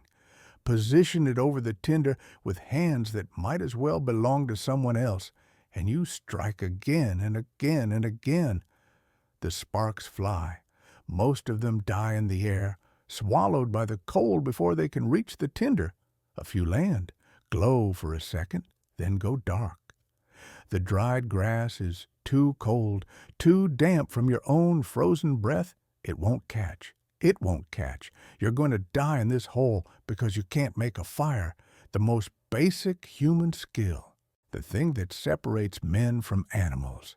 No, not like this. Not without a fight. You strip off your mittens. Your hands are white and waxy, the color of dead fish. You don't care. You cup them around your mouth and breathe on them, forcing warm air over the frozen skin. The pain is instant and terrible, like plunging them into boiling water, frostbite reversing, blood forcing its way back into collapsed vessels. But the pain means they're still alive. The pain means they might work. You try again. Strike the flint. A spark lands in the tinder, glows, starts to fade. You blow on it gently, so gently, like coaxing a newborn bird to life. The ember grows and brightens, catches the edge of a dried blade of grass. On the 20th try, maybe the 30th, maybe more, a spark catches. The dried grass smolders. You blow on it gently, coaxing it, praying it won't die. A tiny flame appears, the most beautiful thing you've ever seen, orange and yellow and alive, dancing in the darkness of the snow cave like a promise. You feed it carefully, a blade of grass at a time. The flame grows. You add more fuel, small twigs from your pack, pieces of cloth torn from your spare shirt, the wrapping from your extra powder horn, anything that will burn.